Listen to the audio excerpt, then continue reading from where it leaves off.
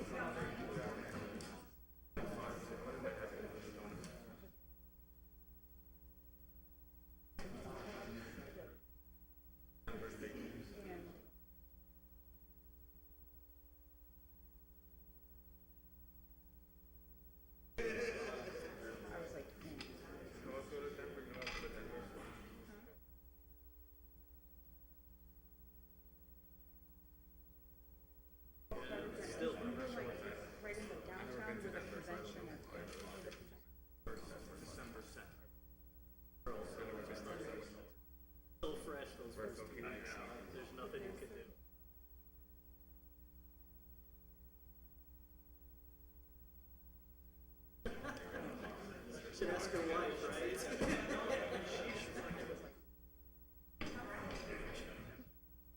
What about it is?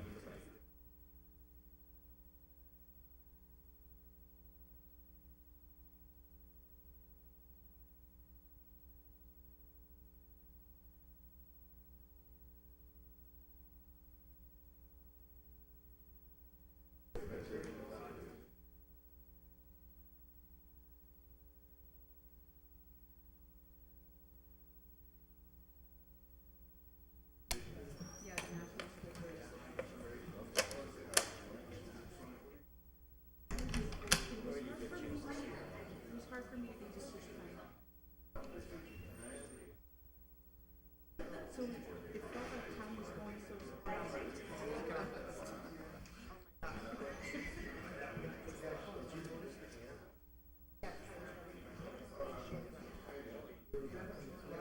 And I had a lot of like science stuff going on. I'm like,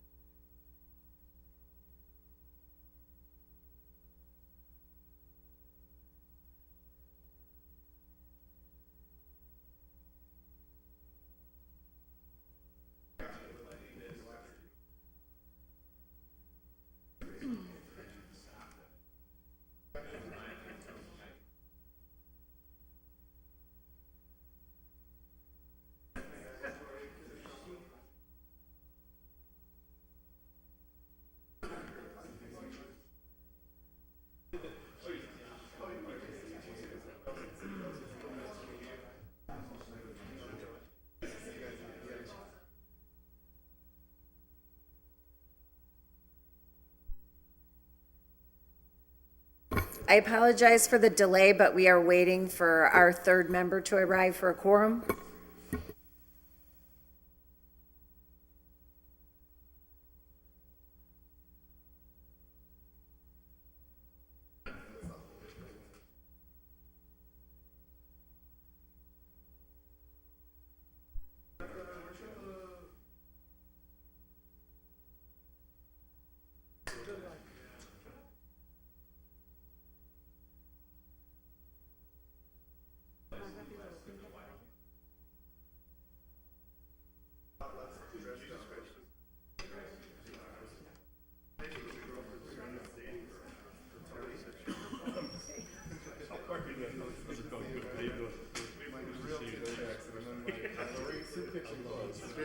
Straight from the soup kitchen to the city council. That's how I go.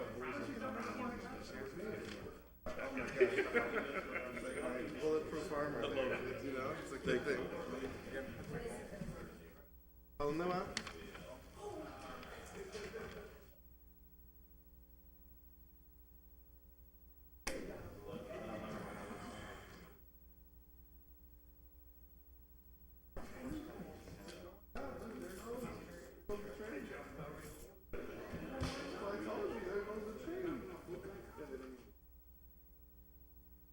I am informed our third member is here, so we'll be getting started shortly.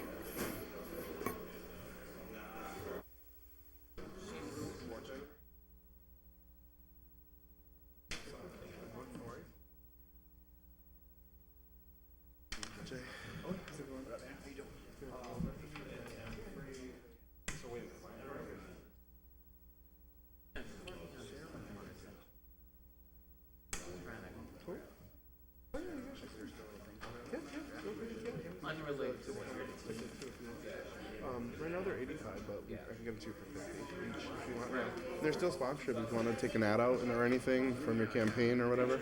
Yeah. Yeah, it's a really fun event. It's so much fun. Yeah, so I'll send you the info. Yeah, definitely.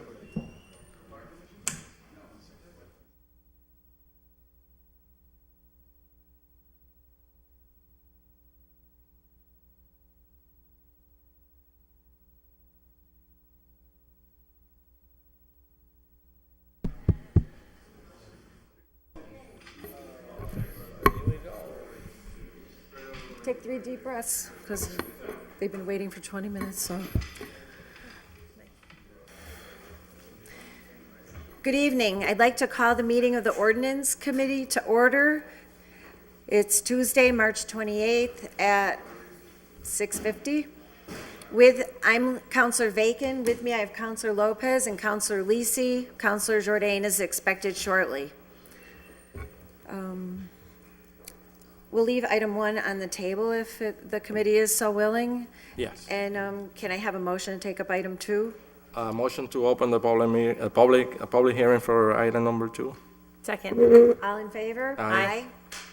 So we have the public hearing opened. This public hearing is for a special permit application of GTI Massachusetts NP Corporation for a registered marijuana dispensary at 28 Appleton Street, Holyoke, Massachusetts. So what I would like to do is, if we can invite the applicant in, unless you want to stand at the mic there to give a general overview, whatever your pleasure. There's seats in here. I don't know how many you might need. Just 3. Okay. You can come on into the chambers, and then that way you have your representation in here also of the site. You want to go there with the mic? Yeah. Whatever's over there is great, because then you can each have a mic. Yeah. So, when you speak, if you can give us your name and make sure the green light is on the mic. I know Attorney Ferreter knows all this drill already, but.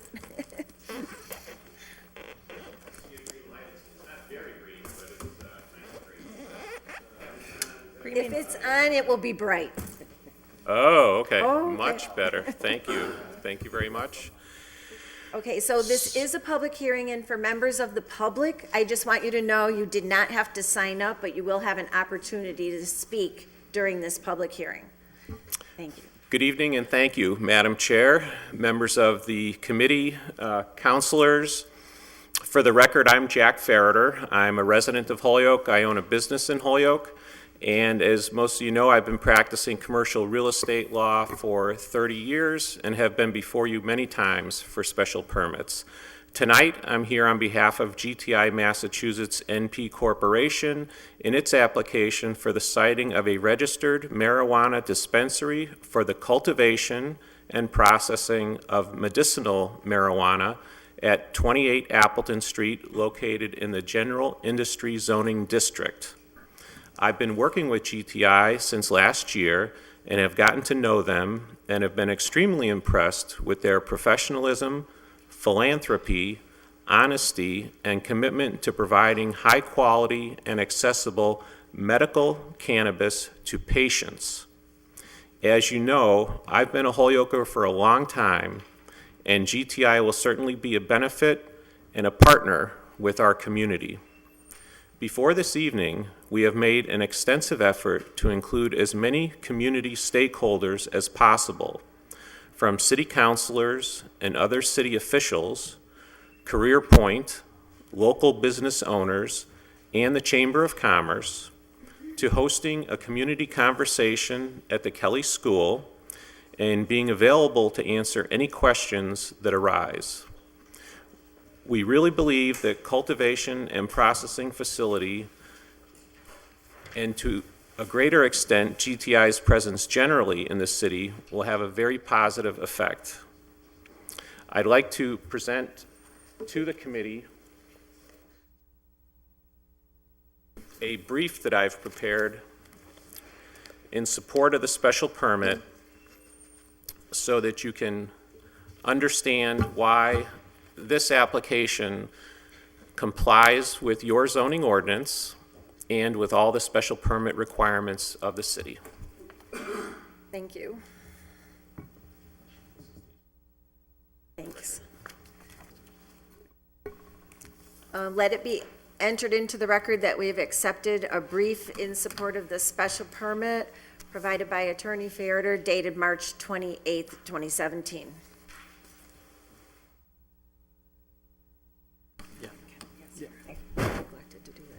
Thank you. Now I'd like to introduce to you the team that's with me here this evening. Valerio Romano is GTI's regulatory attorney from Boston, and Tom Reedy is a land use attorney from Amherst. From GTI itself, we have Ben Kovler. Ben is the chairman of the board of directors of GTI, and many of you know Vice President and Marketing and Development Director Adam Robbins. He has been working tirelessly on the ground here. We've also got our site engineer, Tony Capicetti. Tony? From Hayes Engineering. With that, I'll turn it over to Tom to walk you through the application and the proposal, and Valerio to provide any responses or insight on the regulatory side in Boston. Please feel free to interrupt us and ask any questions that you may have. We are more than happy to discuss any portion of the application in more detail. Thank you, Madam Chair. Thank you. Thank you very much, Madam Chairman, members of the committee. I'm Tom Reedy. I'm an attorney with Bacon Wilson out of Amherst, here on behalf of GTI and its application for a special permit. As Jack mentioned, we've got Valerio Romano from Vicente Cedarburg, GTI's regulatory counsel. So as also Jack mentioned, feel free to stop us at any point if you've got any questions relative to the regulatory procedure or relative to the proposal that you have in front of you this evening. So I'd like to start with a little bit of background and context to medical marijuana in the Commonwealth of Massachusetts. In 2008, the voters of the Commonwealth of Massachusetts voted to decriminalize marijuana. It was a vote of 65% in favor, 35% opposed. That decriminalized possession of less than an ounce of marijuana. Fast forward to 2012, the voters of the Commonwealth, by a vote of 63% to 37%, and specifically the voters of Holyoke, 61% to 39%, approved an act for the humanitarian medical use of marijuana. And it allowed, essentially, the medicinal use of marijuana for any of 9 debilitating medical conditions: cancer, glaucoma, HIV positive, AIDS, hepatitis C, Lou Gehrig's disease, Crohn's disease, Parkinson's, and multiple sclerosis. Also, if a qualifying patient's certifying physician deemed a condition debilitating, that patient could also receive medicinal marijuana. In 2014, the Holyoke City Council voted to approve, by a vote of 11 to 2, Section 7.10 of the Holyoke zoning ordinance, which is the medical marijuana zoning ordinance.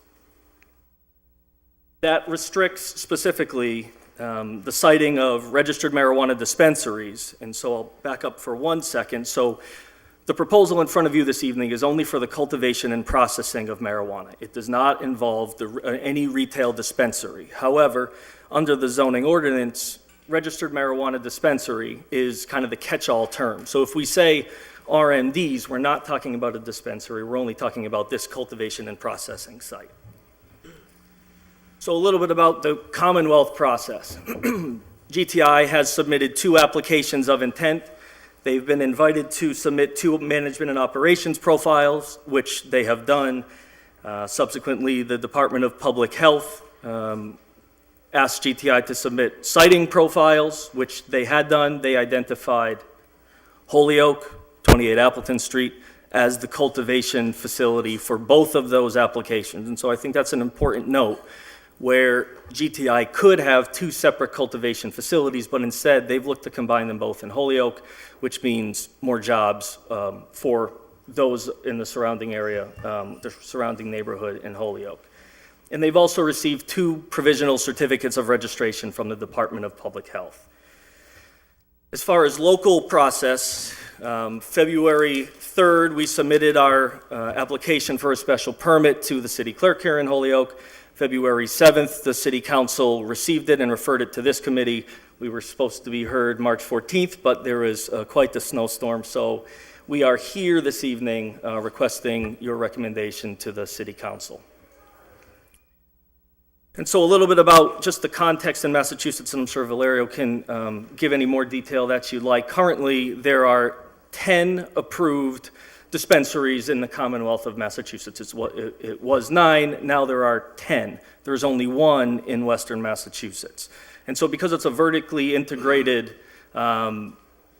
program, you need to have a cultivation site in order to actually sell your product on the dispensary side of things. So there are about 40,000 active patients, and about 86% of them actively purchase medicinal marijuana. So for 40,000 patients, there's only 10 approved dispensaries. You can see the offset in the need for more dispensaries. And again, I'll clarify, we're not looking for a dispensary this evening. We're only looking for a site to grow and process and package medicinal marijuana. So what we've got is the proposal for 28 Appleton Street for the cultivation and processing of marijuana. It is an old industrial building built in 1902, the former Whitmore Manufacturing Company and Springfield Photo Mount Company. It's about 64,000 square feet overall on an acre and a half of land. We are proposing minimal exterior modifications. And so if I may, Madam Chair, I've got some 11 by 17s of what the proposed Yes, exterior thank will look you. like. And also for the public, we've got an easel. You want to pull that up a little closer for the public to see, that would be great. Thank you. Thank you.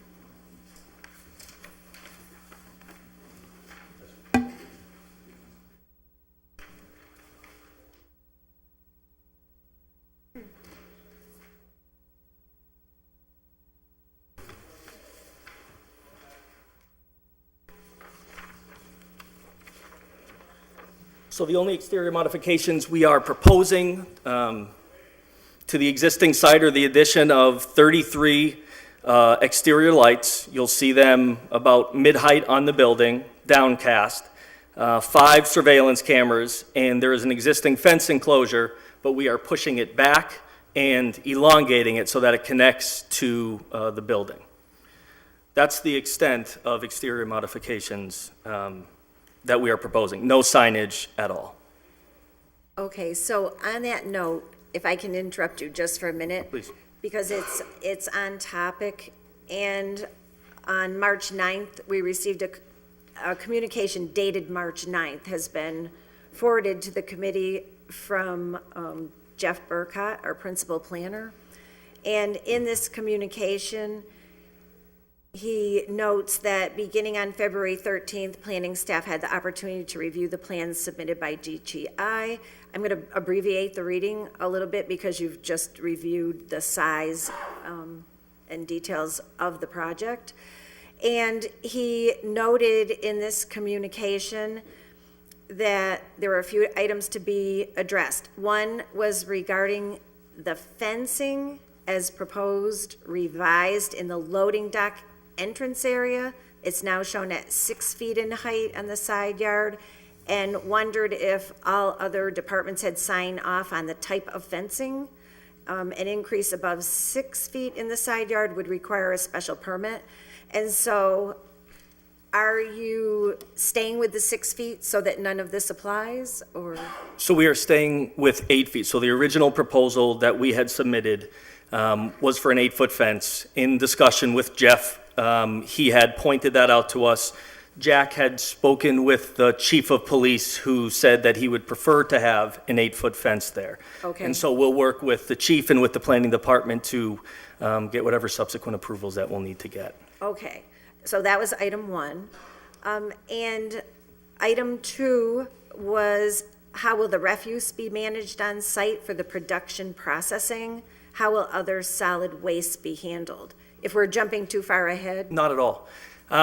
So in your packet, you have received a floor plan. So the Department of Public Health had promulgated regulations which deal pretty specifically with medical marijuana waste and what you've got to do with it. And there are specific provisions under the regulations of how you can dispose of it. Until we actually dispose of it in accordance with those regulations, we'll hold it on site inside in the shipping room, which is upstairs on the second floor above the loading docks. For the non-medical marijuana waste, we will be using the landlord's dumpster located on site. Okay, but for the specific related waste, it'll be contained on the second floor? Correct. Securely, okay. Correct. Then what happens to it once it leaves the shipping room? So there's Valerio Romano for GTI. There's a few different options under the regulations for the medical marijuana program. One of them is to mix it, which is typically what happens with the root balls of the plants that are being cultivated and the dirt to make it, or cocoa to make it unusable. And then you can actually ship it to a composting facility if you fulfill the CMR for composting. Otherwise, you can take it and you can have 2 registered agents bring it to an incinerator and actually videotape the destruction of it. Even though we're talking about not really cannabis that somebody would use but it still, nonetheless, it's product that contains marijuana, so you need to follow the regulations as set forth by the Department of Public Health. So those are the 2 main ways that cannabis solid waste is disposed of in the Commonwealth. What's your intention? Which of those 2 methods, or both? I think they're actually, the preference would be to do the composting, but we have to work with a licensed composting facility to make sure that they will accept our composting and that we can comply with the CMR in actually transporting it away from the Appleton Street facility. Is that allowed to be composted in Massachusetts? Yes. And the specific regulation that deals with it. You're rendering it unusable. It's purely organic matter. And the other items, 3 and 4, referred to signage, which I just believe I understood you to say there would be no signage. Correct. So asked and answered. Perfect. Okay. And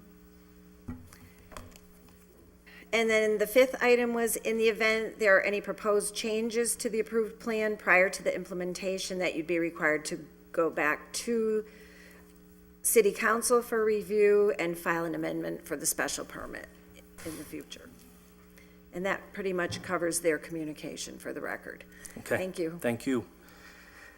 If there aren't any other questions about the exterior, I'll turn to the interior. You had, as I mentioned in your packets, received a floor plan layout. Essentially, it's 42,000 square feet of the existing structure, which is the second floor, is what we're particularly looking at here. It was previously used as a factory with, give or take, 60 or so employees, but it's been vacant for quite some time, and we think this is a good reuse of that space. It will have to be retrofit for this use, but it is a good reuse of the space. As far as employees, just so you can kind of get a sense of how this will operate, in the first year of operation, we're thinking 25 to 30 full-time employees, $14 an hour, plus benefits for those employees. They would be entering at the Canal Street side, so on your plans at the rear of that fence enclosure, they would be going in through a secured entranceway, and there's 24-hour on-site security. We will have likely key fobs or swipe cards to allow those employees into the building. There's also, in that corner is the concentration of surveillance cameras. To be an employee, you've got to be registered with the Department of Public Health. They have certain criteria that you've got to meet. You've got to be over the age of 21. You can't have been convicted of a felony drug offense, and they will run a Corey report. And those are all in the Department of Public Health regulations. At this time, we're contemplating one shift of 8 a.m. to 5 p.m., and as I mentioned, 25 to 30 employees to start, and then by year 3, we're hoping to get up to 100 employees.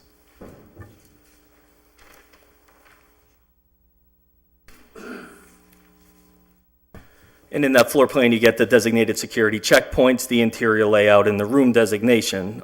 On the first floor, you have a secured employee entrance, an exclusive use freight elevator, and an exclusive use loading area. So immediately to the left of that fence enclosure, that is a GTI exclusively used or to be used loading dock. And so that there will be a partition wall on the interior, and that will go right up to the second floor. So it all is secured and controlled by GTI. The second floor will also have a security checkpoint. You'll have an employee locker room, and then various growing, drying, processing, packaging, and storage rooms.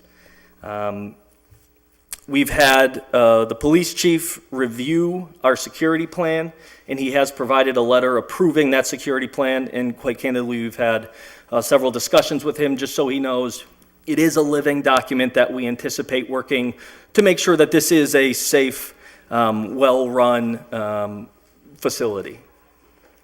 We've touched on the waste. As far as deliveries, the deliveries will be made, the larger deliveries for the infrastructure, the growing medium, and any ancillary materials will be to that exclusive loading dock through the door, up the freight elevator, into the second floor. For deliveries of marijuana to the off-site medical marijuana dispensaries, we will be using that secured fence enclosure. And there are certain protocols associated with having the number of registered agents associated with getting into the passenger vehicle. It's going to be a non-marked passenger vehicle that will take randomized routes to the off-site medical marijuana dispensary. It has surveillance mechanisms and tracking devices within the vehicle itself. And it's a pretty fine-tuned system once you get into getting from this site to the off-site medical marijuana dispensary. And I'll back up for one moment. There is, GTI has been permitted through the Zoning Board of Appeals in Amherst for a off-site medical marijuana dispensary in Amherst. So they do have a retail dispensary that has been permitted. They are still going through the building permit process, et cetera. But as of this time, that would be the dispensary that they would be traveling to deliver the medicinal marijuana. So in the security review that you did with the chief, did he ask for any modifications, or did he find the plan that you proposed to be adequate as proposed? So he had asked for some modifications. We originally met with him.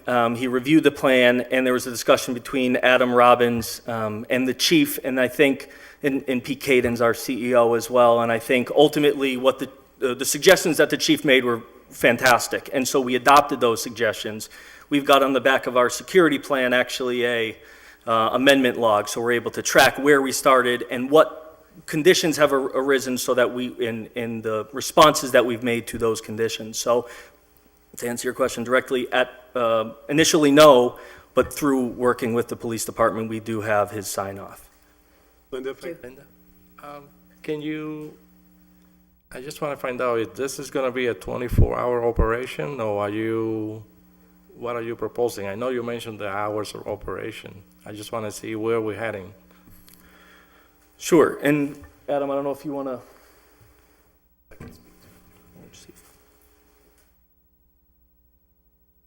Hi, yeah, Ben Kovler with GTI.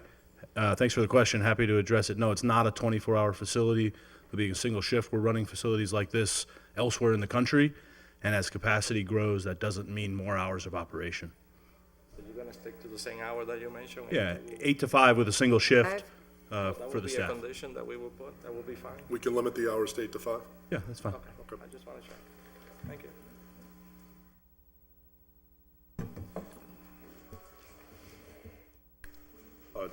Joe. Oh, Counselor McGivern? The overnight shift, is there on-site security personnel, or is it just the camera surveillance? There is on-site security personnel. And the employees, is there employee parking, will it be off-site? There is adequate on-street park, yes, off-site, but adequate on-street parking on Appleton, and then across the street, if you're familiar, there is that Yes. vacant lot. Employees tend to come and go during their shift. When you say secured entrance, will they be allowed to leave and come back in and have to go through the same security check? Yes. Correct me now, isn't there a third building with Springfield Shoulder Mount more towards Cabot Street? Is that connected? I don't, There is, it's to the left Yes. on this photo. That has a separate owner, Okay. so that's Is it- not part of this project. Is it and it's- separate from the property and? It's not connected. Okay. So there's a wall in between that building and Mr. Cutting's building. Thanks, Jack. Oh, you're Counselor welcome. Roman? Yes. Hang on a sorry, sec. no? I think I had Counselor Sullivan in the queue. Sorry. Could you expand a little more on the benefit packages for the employees? Just benefits, what would that include? I'll defer to GTI. Adam Robbins with GTI. Thank you very much for that question. So our employees will start at $14 an hour plus a full benefits package, health, insurance, dental, vision. That's the basic package. We are working through opportunities for 401k retirement, but a full suite of services. So when you say a full health insurance package, the GTI would be paying 100% or a 50% copay? What does that look like? 50% usually. Okay. And you had mentioned the employees have to be licensed by the state, and there was some training involved to apply for the job. What kind of requirements? Can you expand a little more on that also? Do you want to go? Sure. The state requirement is a thorough national background check. So they make sure, in addition to no drug felonies, you can have no drug misdemeanors over 5 years. They want to make sure that you don't have a significant risk of committing more crimes of moral turpitude or something like that as well. So they really take a look at you, both a Corey in Massachusetts, but also a national check. Then the state will register you, and you have to update that national check periodically. I think it's every 6 months. As far as training, that's specific to the organization as to what level of training. Inside the cultivation facility, there's a whole bunch of different level jobs. There's people who are doing things as simple as trimming cannabis and cutting clones, and then there's people with some more significant experience that's required to manage what's ultimately a biotech facility as much as anything else. And so that training will come from the managers in the cultivation facility. Okay, thank you. Counselor Roman? Yes, thank you so much, and I thank GTI for their proposal here this evening. I have a few questions, if you indulge me, Madam Chairwoman. First to you, John. I know, Attorney Federer, I know that you are also the attorney for the building owner, and so based off of the presentation I heard today, with these limited upgrades to the building and facility, do we have two-part question? One is, how much a year in taxes does the current owner of the property pay? And based off of this, has the building owner already calculated how much in taxes the city's going to get? Because in essence, we know they're leasing the space, but they would not be paying local property taxes, but this will increase the revenue that the city of Holyoke will see, correct? Are you able to give some insight onto that? That's an excellent question. No, I'm not. So that would be up to the assessors in town. So the assessors go around periodically and decide how much a building is worth. And so I'm sure once GTI puts millions of dollars into the building, the assessors will come around, they'll reassess it, and then whatever the assessment is will be the increase in taxes. But it will be significant. Perfect. So then my follow-up for GTI, gentlemen, is based off of that, is there a dollar amount as far as the amount? Because we've heard possibly millions of dollars in investment in the building, which I welcome. I'm all for that if that's what you gentlemen are going to do. Do you have an estimate for about how much in investment into the building you're going to put in? Sure, thanks for the question. Happy to discuss it. Yeah, I mean, we're committed to put $8 million into the project in CapEx. A lot of that has to do with how this market develops and the patient count and things.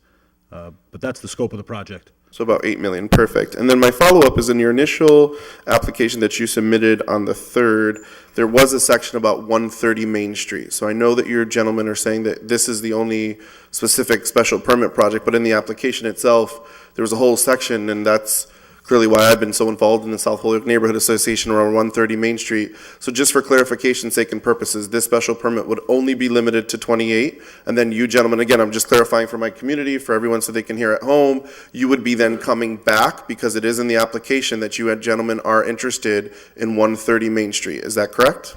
130 Ray Street. Ray Street, sorry. Yes, Yes. absolutely. This is specifically for and limited to 28 Appleton Street for the cultivation and processing. Perfect, thank you so much. And then, again, based off of these community conversations, so on and so forth, I was just wondering if you all could highlight some of the localized hiring concerns that we had brought up and discussed. Also, the amount thus far that is being talked about as far as committed, as far as super localized investment into the neighborhoods. Those are all questions that have been coming up, and I thank you again for hearing my concerns, but just wondering if you could talk and touch on those points. Thank you. Sure, thank you for that question. And after our meeting a couple weeks ago, we went back and put together a community and diversity plan, which outlines specifically how we hope to engage with the community as far as hiring. We plan to work with local organizations like CareerPoint, as well as local neighborhood associations, to fill that applicant pool and give preferential treatment, preferential hiring treatment for those constituents in Wards 1 and Ward 2 and in Holyoke in general. If we have the capability to fulfill as many positions with local Holyoke residents, we want to do that. Any other specific details you're... Nope, that was it. Thank you so much. Perfect. Thank you.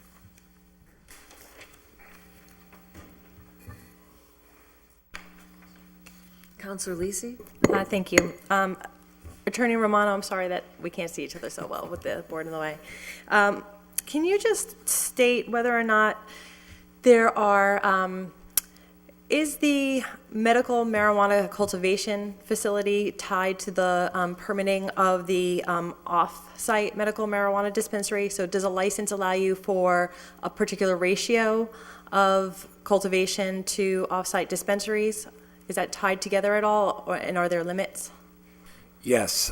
So Massachusetts is what they call a vertically integrated model, meaning that each company, or in this case, Chapter 180 nonprofit, needs to cultivate, produce, create the infused products that are the medicine, and dispense the cannabis products, all within the same company.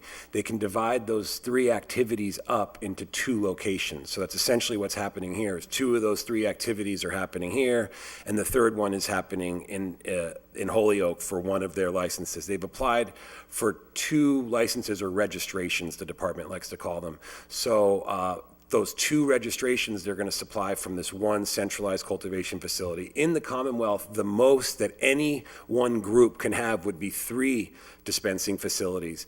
They can either cultivate and process in one centralized location or divide that up into 3. As far as whether there's any further percentage requirement, an RMD that cultivates and processes, which all must, is allowed to sell up to 30% on the wholesale market to other RMDs in the Commonwealth. Currently, that is limited to crop failure or some other emergency or patient need. So essentially, if you had some pests and you lost your crop, or there was a particular strain that you didn't have, but another RMD had that you had a patient who had a significant need for, you could acquire that on the wholesale market. But that's limited to 30% of either what you need or what you produce if you're doing the wholesaling. There's very, very little wholesaling going on in the current Massachusetts market with the 10 existing RMDs. It's really a vertically integrated model. Does that answer your question? It does. I have one more follow-up question. So since there are 2 licenses and you're essentially creating 2 cultivation and processing facilities at the Appleton location, you have only one off-site dispensary in Amherst. Does that create an opportunity for you to have another dispensary somewhere else? Well, so they have 2 applications in. So I'm not sure if the structure of the Appleton facility is actually 2 segregated cultivation and processing facilities. It's one centralized one that can supply up to 3, really, but they've currently only applied for 2.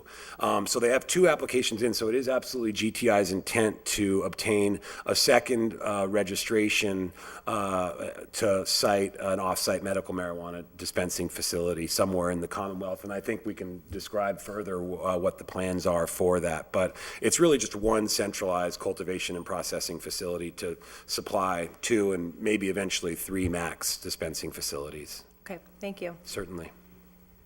Counselor Sullivan? Yeah. So we addressed the property tax end of it, but as I understand it, there's a sales tax component that the cities can impose as well. So it's not a sales tax at this point. The Department of Revenue has decided that medical marijuana is non-taxable. And so there's been a couple host communities, Dennis and Plymouth, for instance, have applied for a special act of the legislature to create some sort of meals or excise type tax. So putting the sales tax aside, what they've done is, really sort of proactive community focused groups like GTI have endeavored to enter into host community agreements to provide money in mitigation and in support of the community, because they're nonprofits, to help with some of the needs of the community, particularly the needs that there's a perceived relationship between any potential harms of having a cannabis business. And so GTI has entered, and I can let the members of GTI discuss further if the council has, the committee has any questions about the specifics of that agreement.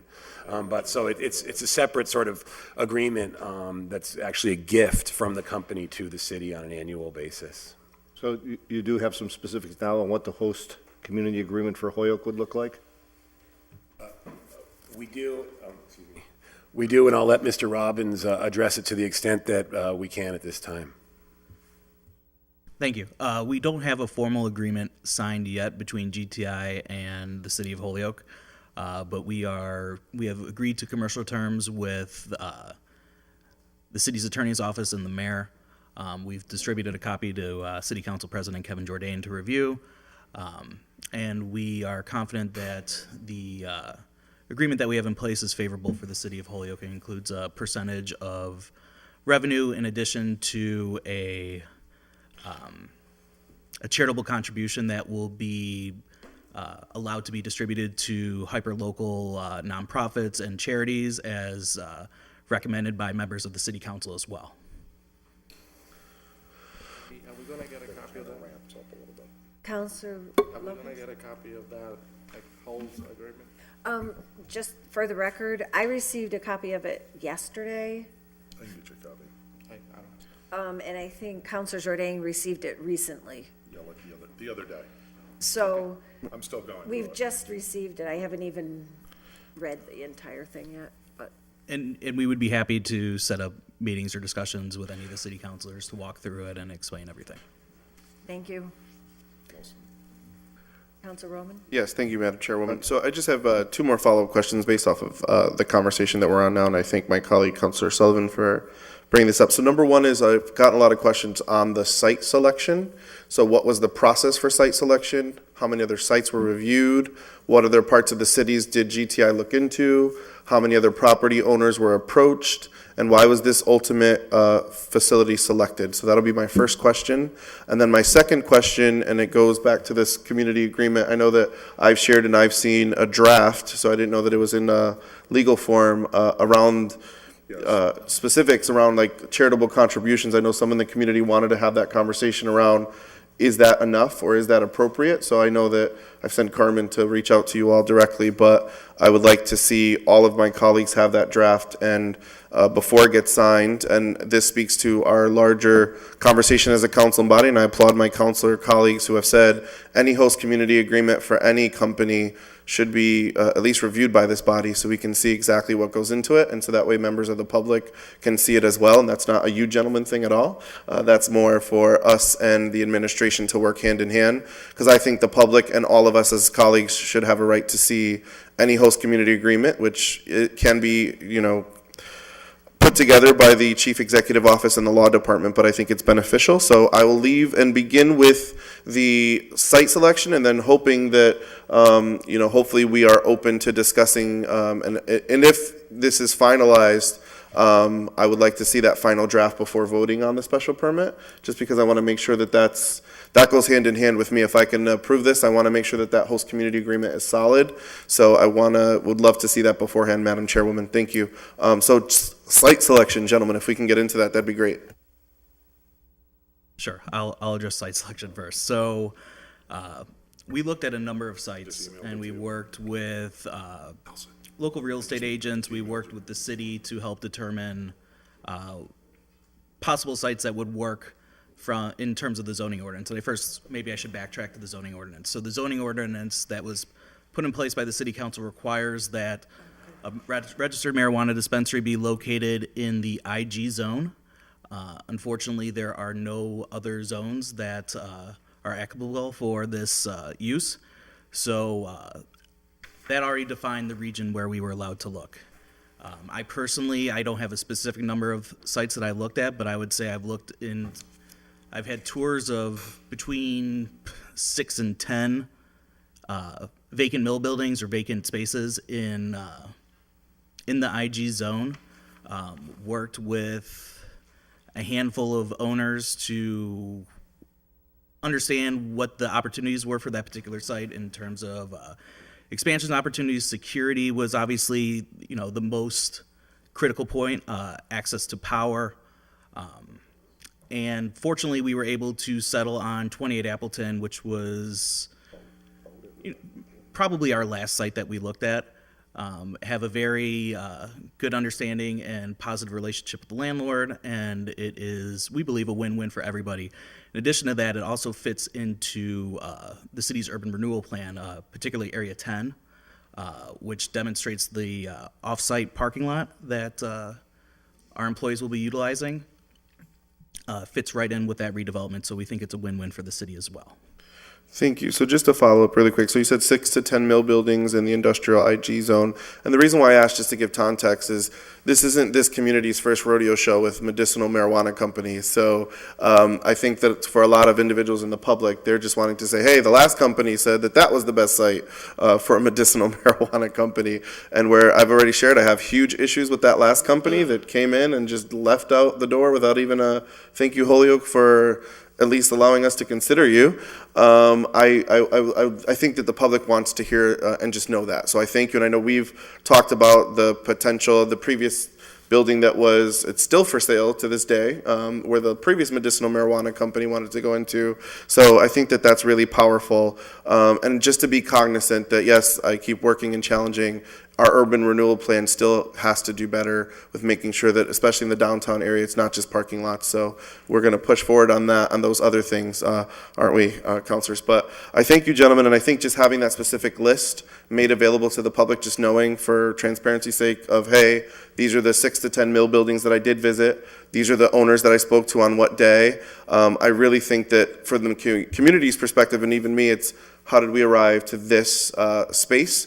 And I did see your amazing list of every meeting you had with every community stakeholder. I would like to see a similar list of, hey, these are all the buildings we went and visited and saw, and maybe for this reason, exactly what you're saying, maybe security's not tight, maybe it's in a closed off area that for traffic and our trucks is viable. I think that would be a huge, almost like revealing moment to the community as well, who's maybe questioning, why did we choose Appleton over the previous site that is still for sale to this day? And why did that company say that that was the best thing since sliced bread for a medicinal marijuana company, but this company said that it didn't work at all for them? So again, if we could get that, I think that would be great and helpful in the process. So thank you, Madam Chairwoman. Thank you. I have Councilor Sullivan and Councilor LeBron Martinez in the queue. I just want to insert one question here and into the record. We also received a communication dated March 13th from Michael McManus, our General Superintendent. And since Councilor Roman brought up the notion of the urban renewal plan, in this particular letter, they reviewed the plan submitted by GTI. And in their first item, they are talking about the lease of the building with no mention of parking associated with the lease. And then they reference the parking lot that is largely unimproved that you've referred to across the street, and that there's ponding and icing in the winter. And so I wondered, to your earlier comments, if part of the investment is improving that lot. That is a question from DPW. Will the applicant be willing to perform any improvements to the lot? And their second comment is on a completely different aspect, which is related to sewer billing. And they indicate that you had verbally intended to meter the wastewater since there would be some water loss. And however, it wasn't in the information submitted. So metering wastewater leaving the building for billing purposes is not typically performed and would require a special agreement with the Department of Public Works. And their question was if you still intended to meter the wastewater leaving the building. The first question, I think, relates to the urban renewal and the improvement of the area. So if you have information on that, that would be great.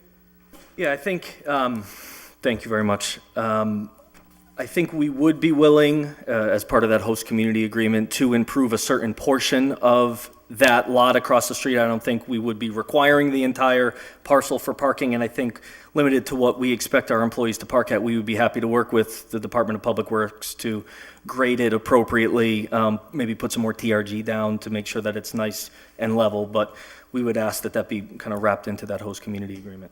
Would the employees have any ability to park near the building, or is that parking used for something else? I think Appleton Street has on-street parking. So the previous use on this floor was approximately 60 employees. Okay. And so they were accommodated either by on-street parking or parking in the lot that you're referring to now, Madam Chair. So 60 employees have been there before. It was about 8 years ago, and there were no parking issues whatsoever.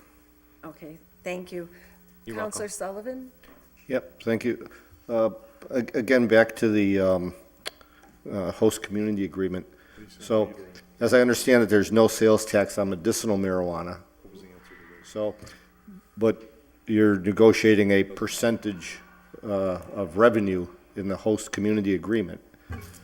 What is the if the product's being shipped somewhere else outside the city, then the actual point of sale is outside of Holyoke? Is there actually any revenue generated in Holyoke?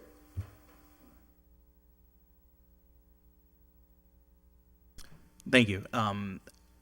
At the present, no, but as part of our host community agreement, we do have flat floors in place that allow for a flat dollar amount to be contributed to the city. In addition, as well as a provision to renegotiate the host community agreement should our approval of a off-site medical marijuana dispensary not occur within Holyoke. We leave that out to the city and GTI to renegotiate in good faith together. Okay, thank you. Counselor LeBron Martinez? I'm just She needs a microphone, Mike. Oh, just give her a Mike, she needs a microphone. microphone. I probably should leave this question at the time that I guess it goes into our voting process, but I wonder how many other companies have we ever had host agreements for in the city, just so I can look and refer to any information. Have we ever had to do this when we had other business opening up in the city? Just curious about that, because if that is the case, I think we need to begin to consider that as an order or an ordinance, because I'm a little bit confused in regards to who gets a host community agreement and who doesn't. You know, it's just a curiosity that I have, and I'm just bringing it out to see if I can refer to anything that I can look up. Just a question. Thank you. Generally governed under state law right now, I believe, so. Counselor Jordan thinks it's under state law at this point. That's what gives the mayor the authority to negotiate it, I believe. Madam Chair, if you'd like me to speak to that briefly, I'd be happy to with my. It's interesting, Counselor. I was in another town last night, and there was a presentation right before the group that I was with. It wasn't for GTI; it was for another group, and it was an engineering firm who builds ductwork and whatnot for the Commonwealth. Was moving into a building very similar to ours in the same industrial park, and the council in that town was actually contemplating giving them a tax benefit, right? Because they were coming in with new jobs and they were citing a production facility. And then we came to our group, and because we're providing medicine but via cannabis, all of a sudden we're not getting a tax benefit. We're actually making a significant gift to the host community. So that's sort of where it works typically. If we were a true nonprofit that was a public charity, then there would typically be some sort of pilot program. But that's not what we are. We are Chapter 180, but we're not a 501c3. So it's really, a gift that's sort of become typical in the Commonwealth for citing registered marijuana dispensaries. And it's just these companies trying to sort of do right by their host communities, because there is this sort of perceived issue with citing a cannabis dispensary or related business. So I hope that helps to answer a little bit. Counselor McGivern? The only time, Gladys, we've ever really talked about it was with the casinos. If one was to be cited in Holyoke, we would have been able to enter into a host community agreement. The only thing that comes close is tipping fees. One of the tipping fees we get is with the transfer station down on Main Street. But other than that, there are no host agreements, and business is pretty much the free enterprise rule until the state, interferes with things like casinos and marijuana. Counselor Lopez? Sorry. I just want to, lately we have been having a lot of problem with the fire department responding to our neighborhoods. And I just want to find out what is the plan with the fire department. You met with the fire department? Do they have any concerns? Can you help me out? Yeah, so we met with the fire chief. We met with his captain who does his plan review. This building is already sprinklered. And once we get to the stage of actual building plans, then the chief will go through the plans again. But the fire chief is very happy. Both police and fire are very happy with the proposal right now. So the whole building has sprinkler? Right now, it half does. of the building, the whole building. But there'll be changes based on the build out. There'll probably be more sprinklers added, or they'll be dropped depending on the height of the ceiling. But that's something that's kind of a building code, fire. Once you submit your building plans, they tell you where you put them. Okay, thank you. But obviously, GTI will follow whatever the building inspector and the fire department have to say. Counselor McGivern? You're all set? Counselor Roman? Yes.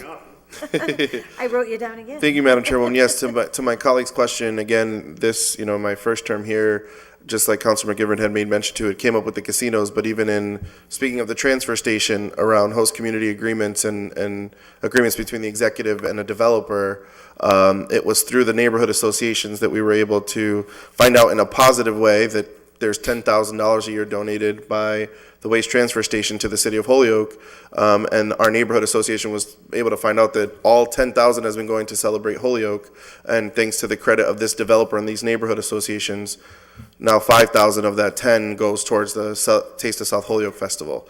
So that's a big reason why, for me, these host community agreements, and I believe there was already an order filed by Councilor Bartley, if I'm not mistaken, speaking to these host community agreements and the fact that the council should be able to at least review them and have a say in them. So I do believe that there's already an order that exists. I spoke to that earlier, and I think that it is a positive thing. So I just wanted to be able to share that with you. Counselor Jourdain? I'm interested to know, what's going to be the variance in the electric use from what used to be there? What was the use prior, this former 60 employees up on 8 years ago? Light industrial. Light Counselor. industrial? Yep. What would that be an example of? Like, Well, the example... filling boxes with something maybe, or? Yeah, exactly. So Okay. the example that I remember was there were pallets of different products that were combined together to create, that were given by Johnson & Johnson to hospitals, so that when families had babies, the parents would be given this basket with different baby products to try. Okay. And so they were assembled, so there'd be pallets of diapers, pallets of formula, and they'd be assembled into a basket. So light industry. What's the variance in electric use that's going to be what was there to what will now be there in the building? It's going to be quite a big electrical customer. Yeah, and have we received a safety plan from the G&E? And have they reviewed that and told us what the change in service would be? And so we're still premature for that. So that would be part of the building permit process. There's no specifics about how many light bulbs, but I do know that the G&E has looked at what's been proposed and has said this would be perfect because we just built a new substation and we like having the load there. Okay. And they're impressed with the initial numbers. If you can speak more, please do. Yeah, I mean, we haven't sought a specific variance on the power, if that's what you're asking, but one of the things about the building, to the councilor's question, is the power availability here is suitable. This is going to be a big power user. We're going to pay large electrical bills. That's what I figured. Yeah, and this building is suitable. There's enough power there, and it'll be part of the permitting process as we get it. Okay. And there's a building permit process to underway to do that at some point? No, it's not underway. I mean, so one step at a time. Nobody's going to pay for building. I don't mean plans. underway, but there will be at some point. There's a process to get some sort of certificate of occupancy. Is that it? Well, first of all, a building permit. Yeah. Okay. So you need building plans. You need to pay for building plans. You need to apply for a building permit. Because of the renovations? Yes. Okay. The big CapEx project will be a large amount of building permits and things that are submitted. Next thing I wanted to ask you was, do you have an electronic version of the application that you submitted to the city council? A PDF? Yes. Sure, we can You would be kind enough to send that to me. Absolutely. This will help me with a number of my questions that are coming up. As I had an opportunity to review the ordinance, I just wanted to go through a few different points with you. One is, I think I was listening carefully, and I understood that you're considering filing for an OMMD, so that's an off-site medical marijuana dispensary at some point. So just so we know, I would assume this is the camel's nose under the tent, and then we're coming in for the OMMD next. There'll be an application at some point in the future for that. Yes, I would. I think that's what I heard here a few minutes ago. Yeah, I would certainly think so. Working through issues with the police chief, working through issues with neighborhood associations. Where's that going to be located? Undetermined as of right now. Yeah, so this is if I may, this is a standalone site and can operate in and of itself because there is a retail dispensary in another municipality. So respectfully, I don't think it's the camel's nose under the tent because it can be self-sustaining. If we did want to cite an off-site medical marijuana dispensary somewhere in Holyoke, we would have to go through this entire process again, and it's totally separate and distinct from this site that's in front of you. No, I appreciate that, but when it seemed like there was a definitive statement made that this is a decision that's already been made, I would just like, in the sake of transparency, that if this is a two-step process, then let's explain the second step. So we Seems had, like a decision has already been made. a decision had been made, however, I think that we are reconsidering that decision, quite candidly. We had identified 130 Ray Street as an additional site that we would like to have a retail dispensary. We met with the police chief, we met with the planning department. But as of this time, we haven't moved forward on any plans with that site. So we're really putting all of our focus on this site. In the future, it may be that we would like to proceed with 130 Ray Street. It may be that there's another location in the city which is more appropriate for that use, because that, quite candidly, is a different use than what we're talking about this evening. I mean, this is all contained cultivation, processing. The other retail dispensary has the public coming, walking in, walking out with medicine. So we wanted to be really cognizant of that use. And we just weren't set with the layout, with the site design, et cetera, for Ray Street. And so we didn't want to bring that forward because we didn't feel that it was ready. This, we think, is ready. And so, directly to your point, there may be one, but I can't promise it. Okay. So would you ever consider using some portion of this facility to be also for retail? Or is this strictly going to be, as has been billed here to this evening, as cultivation only? Yeah, that's entirely our plan, 100% intention, cultivation, manufacturing, processing only, no retail. Okay. If somebody came and said... And we can put that as a condition in the Yes. permit, and you would be fully acceptable to that? Yes. Only manufacturing and processing. Very good. All right. And at some point date in the future, you'll make up your mind on the OMMD, and you'll be sure to let us know. Of course. Okay. We didn't talk too much today about the ventilation of the facility, and is there a ventilation plan? The ordinance speaks to one, and I was wondering if that was in your proposal. Again, if I had the electronic PDF version, I would have a chance to commit more of that to memory. So I was just wondering, is that articulated somewhere in there? So there is no ventilation plan proposed because I don't think we have the definitive plans of what the site is going to look like. As I read your zoning ordinance, we have to comply that no odor from marijuana or its processing can be detected, et cetera, et cetera. And we will comply with that requirement. We would accept that as a condition. I can have... So, just so you understand, attorney, I'm a longtime Holyoker, and I've had the benefit of living in a city for a long, long time, my whole life, as a matter of fact. And one of the advantages of living in a city is I get to walk down the street. When I walk by a place like Wonder Bread that makes bread, it smells really nice. And I walk by and I say, oh, somebody's making bread today, and that's really nice. I just want to understand what the ventilation plan is for your new cultivation plant.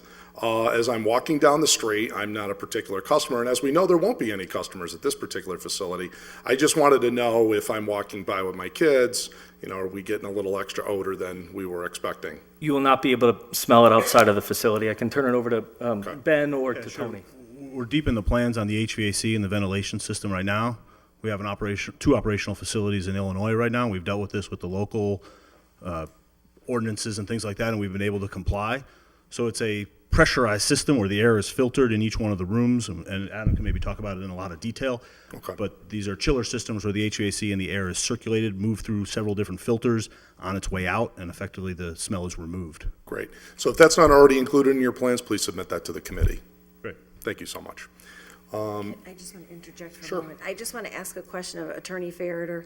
Early in the process, you had forwarded me a courtesy copy of the application, Yes. but what I didn't know how it was otherwise distributed, and I wasn't sure if what I have is the same as what is here now. It's exactly the Because same. I can share what I have if they're the And same. I believe Counselor Jordan was on that list of people who received the application, so Okay. I'll be happy to send another one Well, I can- to anyone who wants one. I can forward it, I just didn't want to confuse things if there was more than one revision. No, it should have been an email dated February 3rd. Yeah. And so, in fact, the cover letter should have the stamp from the city clerk on it.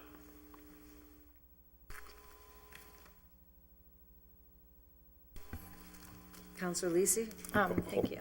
Hold on, I'm not you're done. not done? No. Oh, I'm sorry. I'm just warming up. Sorry. Well, I've waited very patiently, so I'm going to give you my money's well, we worth. waited patiently also. Oh, good. A few other things. One of the things that we also know in the ordinance is that you can't transfer the ownership or control of the premises. Is GTI a corporation? What's the legal entity structure for GTI, if you recall? It's a nonprofit corporation registered under Chapter 180 of Mass General Laws. It's not a 501c3, so it acts pretty much like a C corp, but it's a Massachusetts Chapter 180 nonprofit. Does it have shareholders? No, and that's pretty much the defining characteristic of a Chapter 180 is that there are no shareholders. Okay, no shareholders. So how is it that the ownership is determined of the corporation? GTI, it's funny, GTI doesn't exactly have ownership. It has a board of directors and some founders that have decided to take a lot of time and effort and money to help the sick people of the Commonwealth, but it does not have ownership in the typical sense. It's a Massachusetts incorporated corporation. It is, under Chapter 180 of Mass General Law. And the same corporation operates these other facilities in other parts of the country? No, it is not. It's that corporation was formed beforehand, and I don't want to speak out of turn because I wasn't actually involved with the Illinois operation, but my assumption is it's an Illinois corporation. But they're the same parties who are the founders of and principals in the organization. That also named GTI? It is, and. Yeah, I can address any of the questions. Please. The Illinois business is GTI Clinic Illinois Holdings, LLC. Okay, so that's an LLC. That's an LLC. And it has members. If I Yes. wanted to, I could ask for what the membership documents are of the LLC. And Yeah. I would see who the ownership of the membership Yes. percentages are. And this is, on the other hand, is a C Corp here in Massachusetts? No, it's Chapter 180, Counselor, which is required by Massachusetts law. Okay. So the But- Commonwealth says to be a medical marijuana cultivation facility, you must be a Chapter 180 corporation. I'm just trying to determine how do we manage the ownership and control issues around that if we don't know who they are? There's a board of directors, so as But they don't have an ownership interest. How do we determine who the owner of the corporation is? So none of the registered marijuana dispensaries in the Commonwealth have any ownership. That's just not possible because they have to be formed as Chapter 180s. In the materials that were submitted, and I believe it's 3D, you have actually everybody named from the president, the CEO, the treasurer, the clerk, and the various directors on the board of directors. When you're thinking about the ownership interest, the buck stops with the president and director of the corporation. So when you're looking for, who do I blame if something goes wrong, and who's the guy in charge of this, and so you have those people So if listed. there's net income, the president just gets a pay bonus? That's how we operate so that's not how you maintain your nonprofit status? They just increase the salaries? How do you? There's no retained earnings or disbursement of dividends. It's not like that because it's nonprofit. So I'm just trying to say, there's going to be a lot of money to be made, and you wish at some point to share some of your beneficence upon us by $50,000 to $100,000 a year in this host community agreement. So my question is, who pro bono, who here gains by this? And I'd like to know where the dollars all track back to. It's either shareholders or what happens to all the earnings that are earned off of this facility? A couple things. We don't know how many dollars are going to be earned off this facility. Some number must be here, or you wouldn't be sitting here. Once you get to know the founders of GTI, you'll realize that they are incredibly, sort of altruistic, genuine people who want to help sick people in communities. And I welcome us to chat with them and talk to them and talk with the group. As far as, figuring out where the different revenues are going to go from here on out, it's probably a question that, instead of just me trying to answer off the cuff, or anybody here trying to answer off the cuff, but us, to the extent that there's a requirement in the application to figure this out right now, we probably have to come back to you with more information on it. Just want to make you aware that this permit, if granted to you, is non-transferable to any change in the ownership or control of this organization. And I would submit to you that if you don't disclose what your ownership is, that's a problem to your permit. Second point is if we say, Mr. Whomever, fill in the blank, is the current president of the corporation, you change that to individual X, I think that's problematic. You would need permission, because again, it's non-transferable ownership or control of the entity holding the permit. I understand, and in Massachusetts, the permit itself is non-transferable at the state level as well. So Right. I think we're all on the same page with that, Counselor. Yeah, and just to be clear, Chapter 180 corporations are, as you know, highly regulated by the Attorney General's office.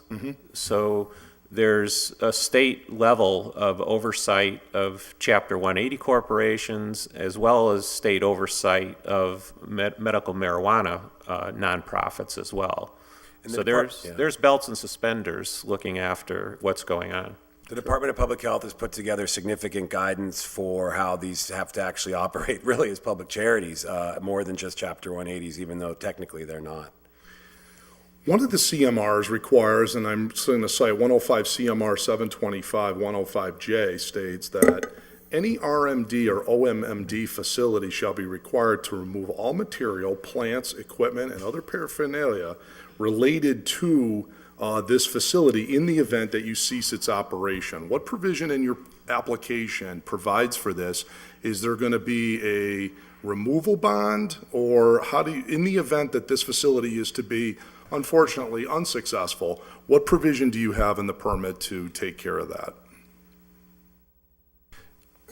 Counselor, it's a very fair question as to how we will ensure that we will be able to remove the material later, because really what you're talking about is, unless you're a licensed agent for one of these dispensaries, background checked and gone through the whole rigmarole, you can't touch cannabis. So you can't just hire your cleanup crew to clean up the, So I think a reasonable removal bond would be an appropriate way for the committee and the council to ensure that that's done. So you'd be open to that? Oh, yes. We've had to do that with some of these ground-based solar units where, they have their usable life for 20 years and then, they just become something that looks left over from a space project. And so we want to make sure that they're removed accordingly so the neighbors aren't looking at an eyesore, or this building becomes, that much more difficult to reuse because, there isn't a line of GTIs out there wanting to operate, marijuana facilities. So if you don't make it, that could be a problem. Counselor, so just one thing, as far as the reasonableness of that bond, I know we're not setting it today, but they're dumping millions into infrastructure improvements in the building, so we wouldn't be expected to rip all that stuff out, but more cleaning up anything that's not, the public's not legal to touch. Well, for reasonable reuse. Reasonable reuse, I think, think about that. Sure. And I'm assuming we're going to continue the public hearing today so we get more information and look into some of these questions, but just consider that question. Certainly, Counselor. May I move this back a little bit? I'm at a. Okay. Yeah. Oh, yeah, sure. Sure. Here. Thank you. I'm sorry, I just caught. Maybe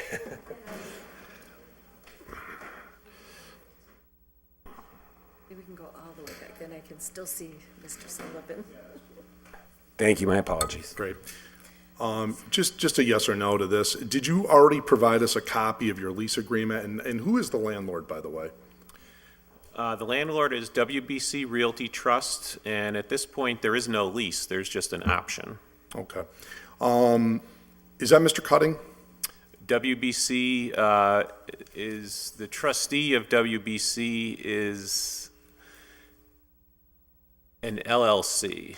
But yes. Who's the primary member of that? Yes, LLC? Mr. Cutting. Is that Mr. Cutting? Okay, Yes. great. So one of the things that I want to just touch on here, if I may, is that in your application, one of the requirements is that the applicant has site control or right to use the site for an RMD or OMD facility in the form of a deed or valid purchase or sales agreement, or in the case of a lease, which I believe is your situation, a notarized statement from the property owner and a copy of the lease agreement. Has that been furnished to the committee? So as Attorney Ferreter noted, there is no lease. We have furnished to the committee a notarized statement evidencing site control in the form of that option to lease. But where- that is not fully in compliance with the ordinance. I guess our suggestion would be that the intent of the ordinance is to allow for site control, and that's what we have demonstrated. The ordinance's intent is written in its words, and it states a copy of the lease agreement. Okay. Food for thought for the next meeting. Let's see here.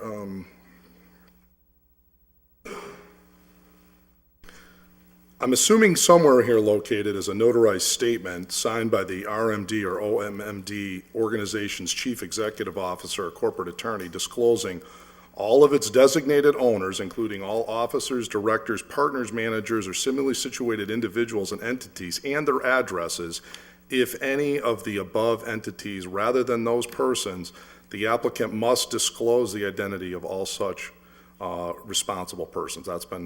That has been provided. Perfect. It's 3D, and it's what Attorney Romano had referenced earlier. Okay, President Jordan, sure. I know you have a long list of questions, but do you think that we could allow the public to speak and then perhaps come back to a few? Yeah, let me, let's see, actually, yeah, that's fair. Yep, I can wait. Thank you. Great. Thank you.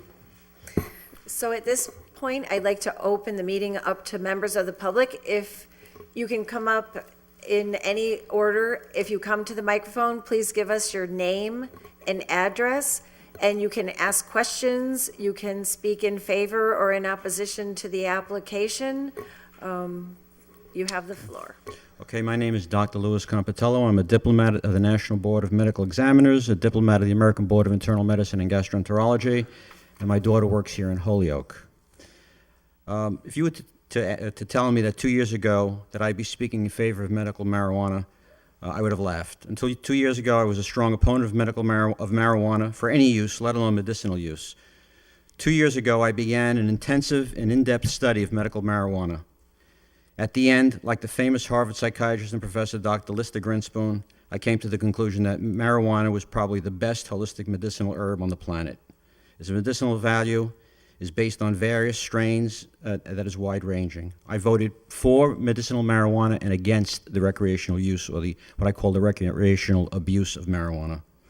Ironically, Dr. Lister Grinspoon began his research into the use of marijuana in order to prove it to be a dangerous drug that should remain a Class 1 drug by the FDA, like heroin and LSD. Ultimately, Dr. Grinspoon's research led him to conclude that marijuana was a very safe and very useful medicine for a variety of conditions.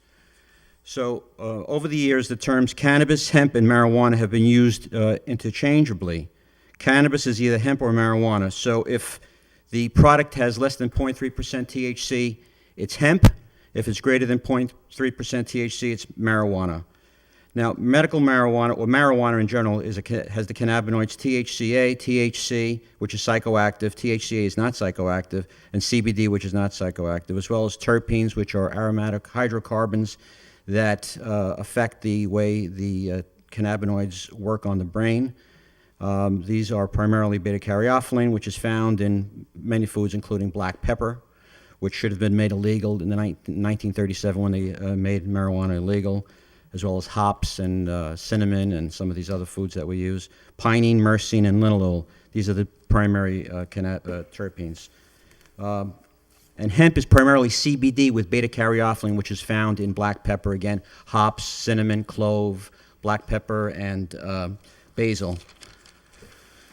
It's been used in Asia, India, and the Middle East as a medication for millennia. In the 1,000 years of use, there have never been a single death from the use of marijuana. okay, as opposed to, for example, narcotics, which are prescribed on a daily basis in this country. And according to the government statistics, at least 40 people die a day from prescription narcotics. No one's ever died from medicinal marijuana, and many patients have been able to manage their chronic pain with marijuana and come off drugs as strong as even heroin itself.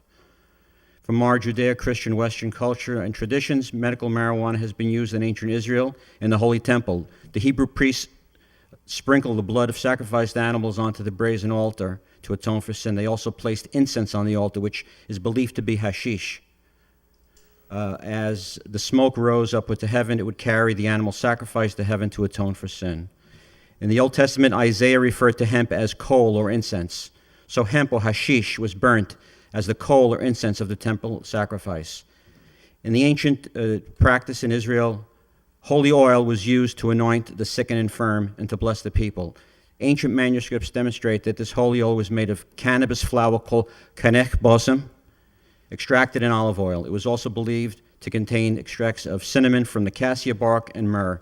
It is believed by many Essenes scholars that Yohanan ben Zechariah, also known as St. John the Baptist, used the holy oil in the ritual of tevilah, which we know to be baptism, a ritual of immersion in water, also in Hebrew mikvah, where the person being immersed would undergo a spiritual cleansing, and it was also anointed with the holy cannabis oil. In our modern history in the U.S., marijuana was used as a medication from the 1800s till 1937 when it was outlawed. Many of our parents, grandparents, and great-grandparents were treated with marijuana.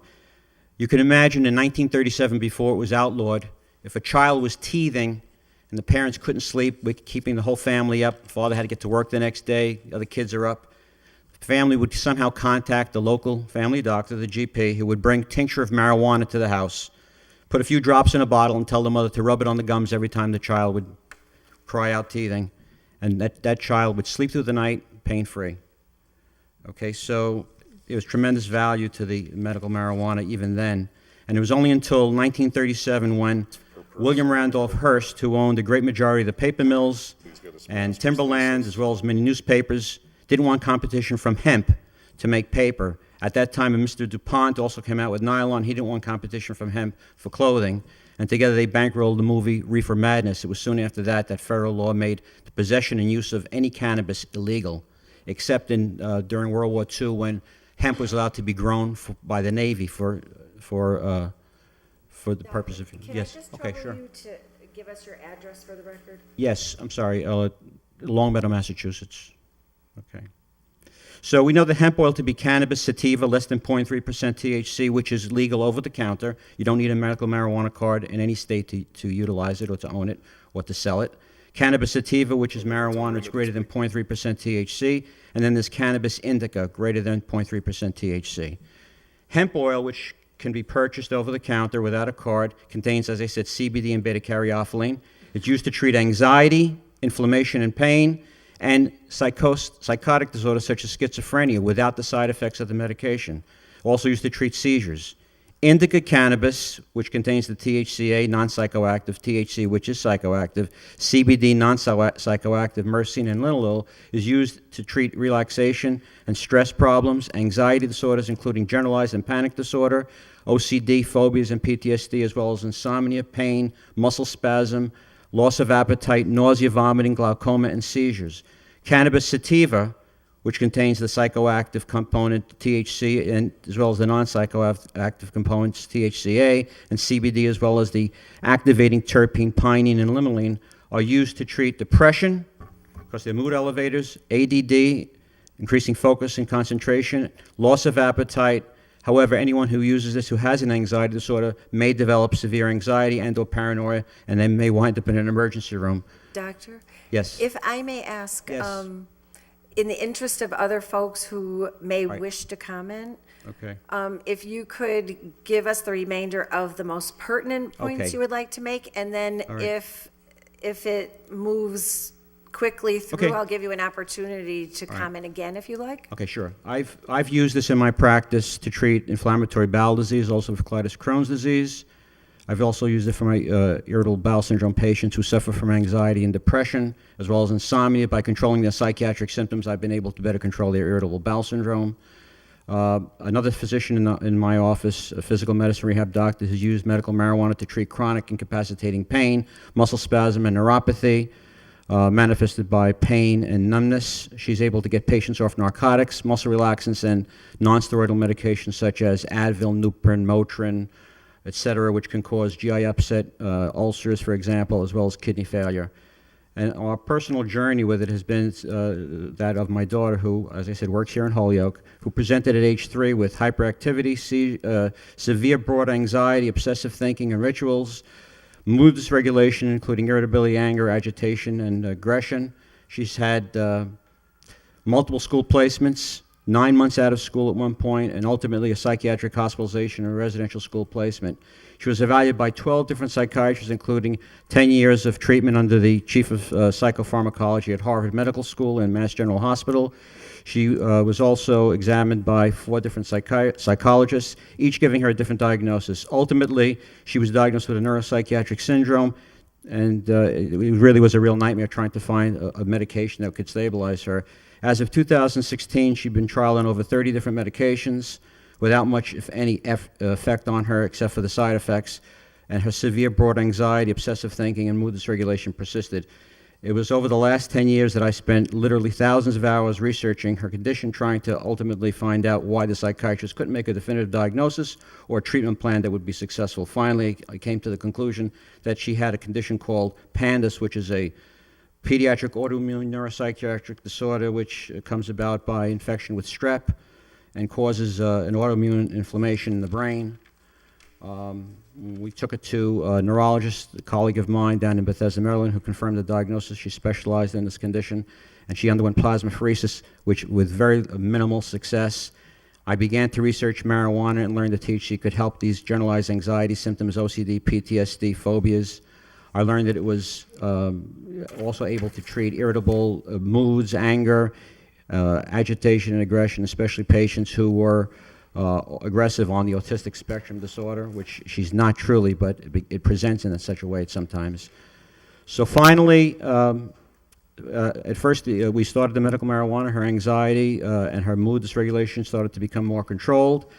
And then she was able to enter the center school under the direction of Mr. John Foley, a very saintly man who worked with my daughter.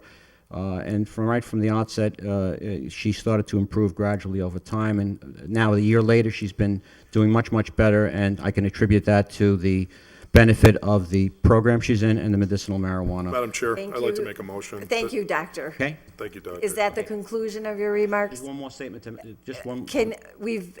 Okay. Madam Chair, I'd like to make a motion that no speaker be allowed to speak greater than 5 minutes. Okay. For the sake of all in the room, and Okay, we have fine. other items on the Thank agenda you. this evening. Thank you. I made a motion, Madam Chair. All in favor? Aye. Okay. Yeah, we have, just so everybody's aware, we've got 9 items on the agenda. Good evening, everyone. My name's Elaine Pluta, 276 Whitney Avenue in Holyoke. And first of all, I just want to thank all of you for your comprehensive discussion and oversight on this issue. I feel very confident that with, all of you doing your hard work and efforts that you will do something that will be very productive and helpful to the city of Holyoke. And basically, that's what I'm here for. I'm here to support the efforts of growing and manufacturing of marijuana for our city. And it's purely from a financial perspective, because the city of Holyoke, and I think we can all agree on this, needs a new source of revenue. And I keep trying to support things that will eventually get us out of the hole that we're in. And I think this might be the beginning of one of the things that can help us do that as a city. So I just wanted to come down here and support this effort. And thank you for your comprehensive efforts for everybody to. I think this, from everything that I've heard, it's going to be a great project, and I think that it'll be beneficial for the city of Holyoke. So thank you for your time. Thank you. Good evening, Councilor Juan Sanchez, 10 Gatehouse Road. I'm here as a resident of Ward 1. A lot of my questions were answered, but I'm here to respectfully ask for a 30-day continuance on this public hearing so that residents of Ward 1 can actually have the time to be able to have access to ask the questions and concerns such as everybody that's here has had the ability to do. I'm not asking that you withdraw the process. Everything sounds great. Once again, but I do want to once again stress that there's not a lot of residents of Ward 1 here, and I do want to ask for a 30-day continuance so that residents do have proper information towards the next public hearing. I believe this one was posted on Sunday. I don't believe that 3 days is enough to let residents of a ward know about a public hearing. Just for the record, the hearing had to be noticed in the paper 2 consecutive weeks prior to this hearing. Just FYI. I apologize, I did not realize that, but I do believe that we do need a 30-day continuance for residents to ask more questions. There was one neighborhood meeting hosted. It was not very highly attended, but the residents that were there did have a lot of concerns and questions and were very adamant about this company. They weren't very, they weren't excited. They weren't pro. I don't want to say they weren't for it. I think they had a lot of questions and a lot of concerns that I believe that GTI still has to answer. So once again, I respectfully ask the councilors to put a 30-day continuance on this and allow for another public hearing to occur where residents can come in and actually ask more questions regarding this topic. Thank you. Madam Chairwoman, I have a question. Councilor Roman? So just a brief question for GTI Massachusetts. So I do know the public hearing had to be posted. Is that at the applicant's expense? Yes. So my question to GTI, did you publish it at all in any of the Spanish newspapers in full Spanish? Can anyone answer that for me? No, we did not. We complied with Massachusetts law. So, and I understand wholly with Massachusetts law, with all due respect, gentlemen, Ward 1 in this neighborhood you're proposing, an overwhelming exponential percentage are Latino, and an overwhelming exponential percentage speak Spanish only. So again, just as a suggestion and a point of clarification, I respect you met the Massachusetts minimum, but this is Holyoke, a city with 50% Latino. Majority of wards 1 and 2 speak Spanish speaking only. So my recommendation, and based off of that clarification, I thank the previous speaker, that's a good call out for me to hear. I would recommend that this then be continued and that the next public hearing, you gentlemen please post. There's 2 Spanish newspapers. One's hyperlocal, El Sol Latino. So if you can write that down for your notes, El Sol Latino. And the other one's El Pueblo Latino, which is run by the same newspaper that you put the English notification. But I think that notification needs to be translated in Spanish because the Latino community needs to read that. Thank you. Madam. Just by way of protocol, you can make a request, but the legal notice has been met. They can. And I acknowledge that, Madam Chairwoman. I totally. You can make the request. Yeah, I acknowledge that, Madam Chairwoman. They met the Massachusetts minimum, but again, we're talking about this community and the intellectual. Again, exactly. Thank you, Madam Chair. Just for my hearing, was the first paper, Madam Chair? May I ask just the name of the first paper? El Sol, like the sun. El Sol Latino. Okay. Yes. Thank you. I'm sorry, Madam Chair. No problem. I'll be very brief. My name is Tina Grass. I live here in Holyoke, 33 George Street. And I would just like to make reference to 2 points. The first, about the continuation of the meeting. When the Mass General laws are followed and complied with, I object to a continuance for 30 days on the basis that you would like to see it done differently than the law requires. And the second point I'd like to make is that I'm completely in favor of this project. I think it's great financially, as Mrs. Pluta said, for the city, and also medically for the community at large. Thank you. Thank you. Good afternoon. My name is Mildred LaFave. I'm a resident of Ward 1 at 118 St. Colby Drive. So I was in attendance at the March 8th meeting. That was held at Kelly School. That same evening was Family Fun Night, for one.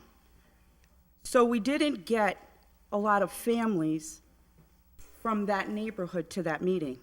If we had 20 families that live in Ward 1, that was way too many. For us, we need to be given the opportunity, just like we gave opportunities for when Walmart was coming. I think we should be given the same level of respect and enough time to meet with our residents of Ward 1 and have effective meetings regarding this. This is about our ward, not the other wards? How is it effective for our area? What is it going to be beneficial for our area? The other thing, 725 feet from Kelly School. Is that from the front door or the back door? So it's being located within a school zone. A school is there. And that's kind of what I want more clarification on. I think we need a continuation. If we can table it for 30 days, we will hold effective community meetings with the residents of Ward 1, even if we have to go door to door and asking, is this something that you want in your ward? Is this what you want to come here? Just as we gave enough ample time for the Walmart situation in a big forum at Log Cabin back in August of, 2013, where the residents from Ward 5, if I'm not mistaken, were able to go there, voice their opinions, do their protests, and Walmart ended up dropping out. Give us that opportunity. Give us that same level of respect.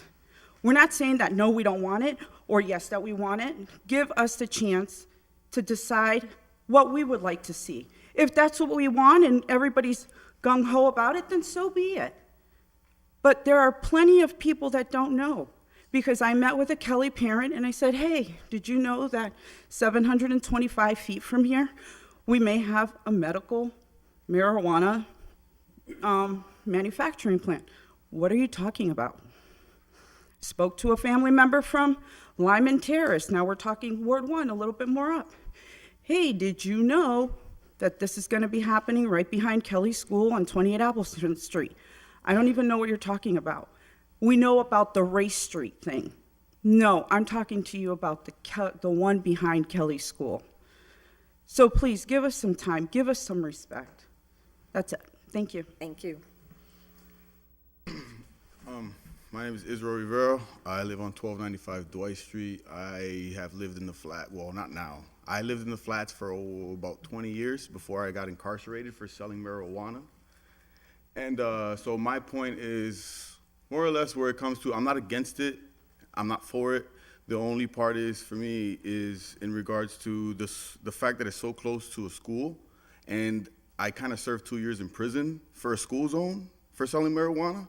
So, like, it kind of, like, to me, it sets a weird... ironic, huh? It sets a weird precedent to me how somebody that's really rich can just come and overjump the barriers that I couldn't at the time. The different kind of green. Right. So then, and another concept was to me is that they said that they don't want to hire, well, they can't by law hire ex-felons. So you're bringing in another company into Holyoke that is putting up more barriers for a large population that we have that is unemployed in our community. So at the end of the day, it's like, if I'm a student at UMass, I should be graduating soon in sociology. I could never apply to work there. I'm going to have a bachelor's degree. So, like, to me, how can you kind of like make it be a part of the community without having these conversations, without having community meetings and polling and seeing what does the population look like that lives down there, that's a part of it. I get it. Yeah, you're in the quote unquote district, whatever you want to call it. There you go. But at the end of the day, it can be changed, because at the end of the day, where they put Ford, or was it Ford or Hyundai? Hyundai, that was a residential district before, wasn't it? Mm-hmm. Then all of a sudden it became what? Business. All right. So it's the same concept, I believe, down there, right? I think that you can, or you would have the power to do it. But that, for me, more or less, that's it. I'm not against it or for it, but just speak to the people in the flats about it and in South Holyoke, because we're the ones that are going to be near it, and our kids, the ones that be down there, are going to say, hey, there's a weed dispensary over there. They're just going to talk about it like it's cool all the time. That's it. I'm done. Thank you. Hello, my name is Tim Ferrer. I'm Operations Manager for Gary Rome Water Group. Gary couldn't be here tonight, so he asked me to come in and talk to you guys. So I'm going to make it very quick. We're in favor of this. We believe that Holyoke is in a position to be at the forefront of a industry that's going to explode. And we think that any business that the city can bring in is good for business. We know it's going to be good for Holyoke Gas and Electric. We know it's going to be good for the city, and we know it's going to be good in the end result for the taxpayers and citizens. So, thank you. That's all I had. Thank you. Okay. Any business, no matter what.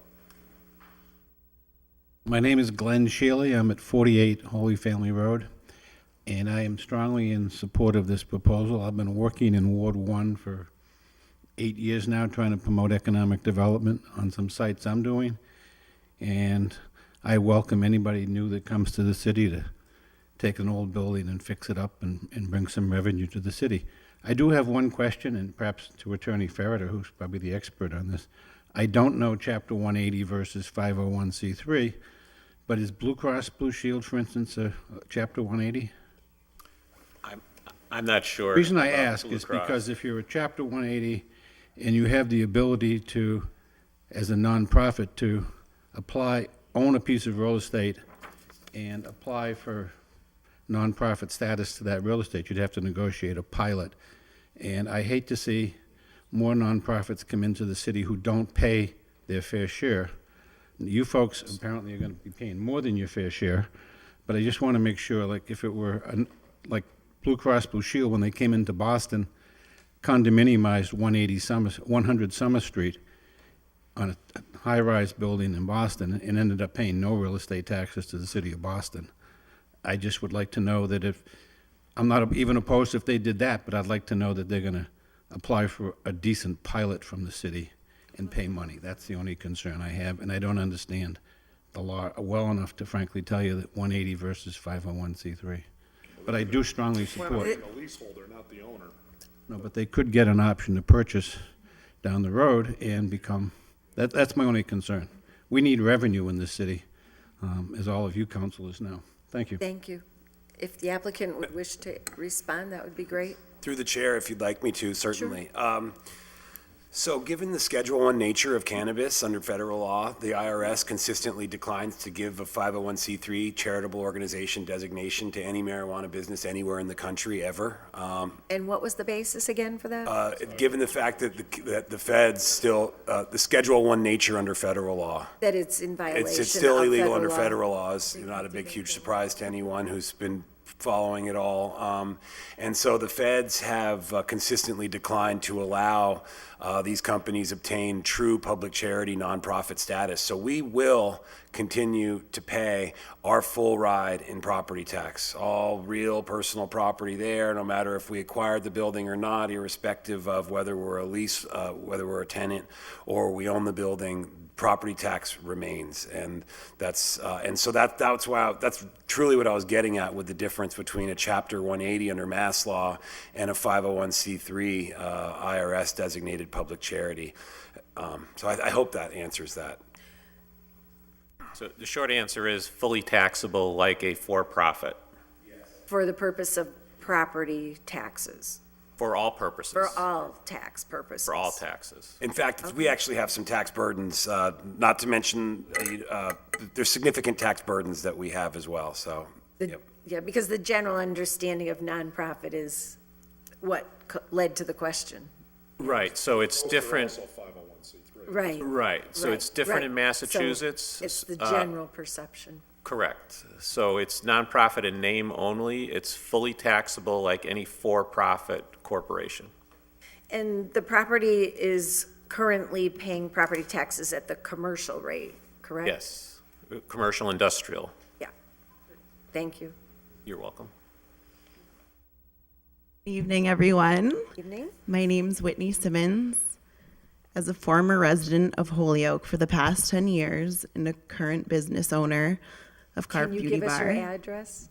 I'm sorry? Your address? I live in Springfield. I strongly support the idea of Green Thumb Industries opening a medical marijuana dispensary in Holyoke. I am a mother of a 3-year-old child with a debilitating neurological disorder. On August of 2013, at 6 months old, my son was diagnosed with infantile spasms. Through dozens of pharmaceutical medications and months of trials, we found relief in medical cannabis. One of the difficulties we have encountered is the lack of established, reputable dispensaries in the area, and I am sure this is an issue throughout Western Mass. As a business owner in Holyoke, I fully advocate the introduction of a medical cannabis dispensary. I believe that not only will it create more job opportunities for the residents of the city, it will also provide convenient and safe access to this alternative medication. My family has greatly benefited from this medical cannabis, and I know the city of Holyoke and its community will benefit from the presence of Green Thumb Industries. Thank you. Thank you.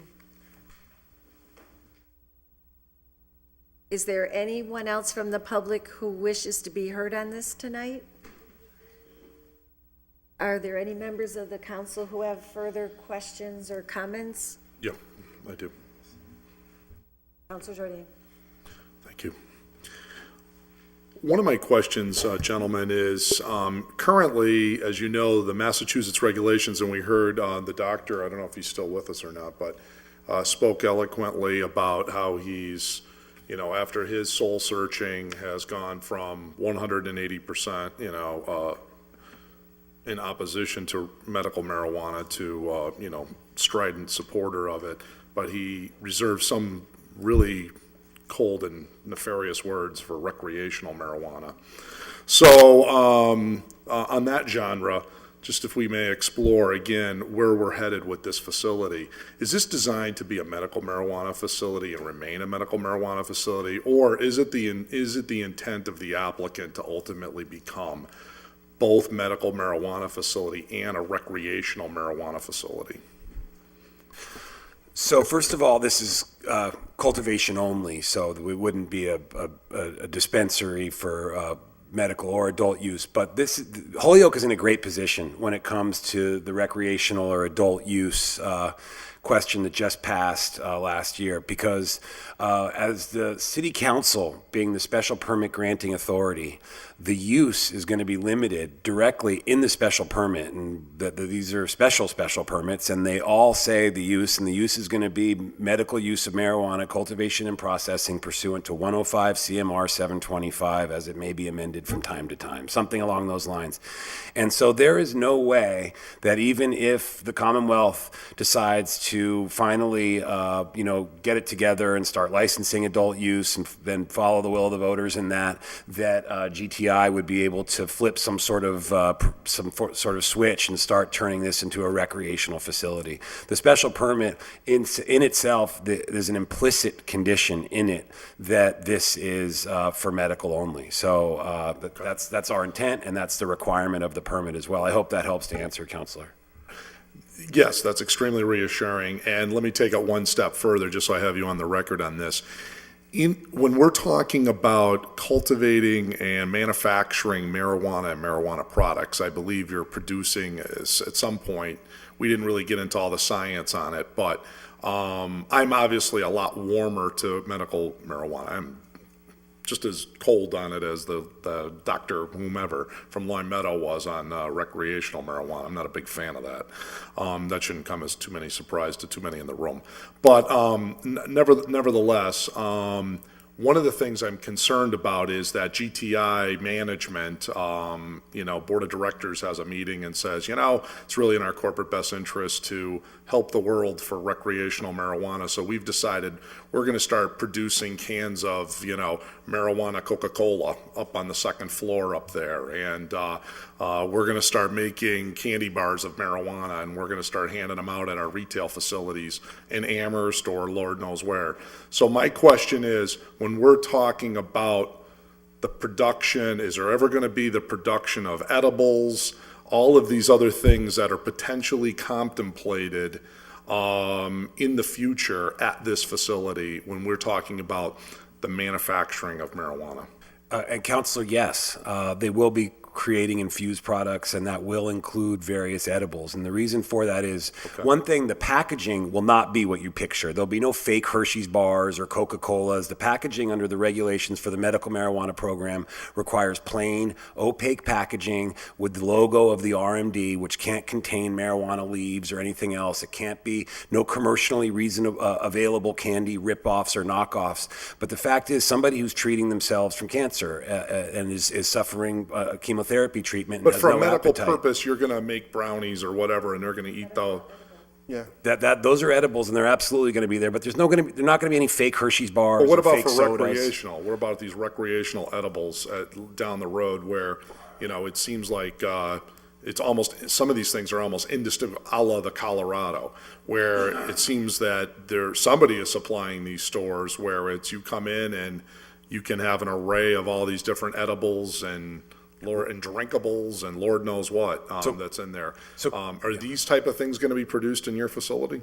Well, no. So I mean, I think there's a very important difference that we have to conceptualize between Massachusetts and Colorado or California or states where we see neon flashing pot signs and fake gummy bears coming out of these dispensaries and all that kind of stuff. That's exactly not. We can't have any marijuana leaves. We can't have any flashing pot signs. We can't create any candies, even in adult use or recreational. The law that was passed by the voters does not allow any knockoff candies or anything like that. But particularly for medical, and this will only be medical, and that's, like I said, implicit in the special permit, and if that were to ever change, it would have to be your permission to have it change. Because I just don't want someday some 10-year-old to be determined to have OD'd and dies in some emergency room back to a permit that I issued to you. Absolutely. Okay, I would find that morally reprehensible. So I just want to be real crystal clear what exactly you're doing up in that room up there. So absolutely, and the packaging requirements and the labeling requirements are such that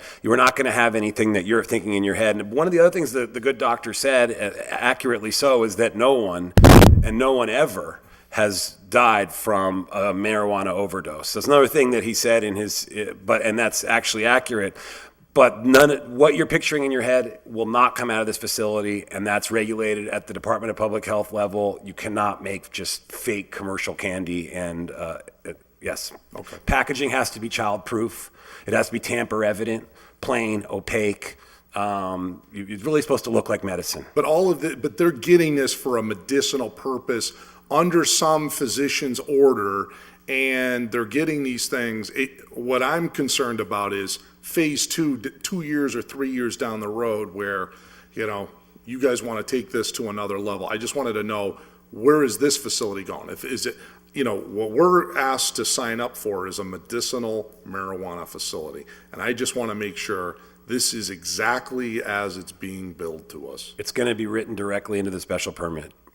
Good, and I have a hand in that, so Absolutely. I can help you with that.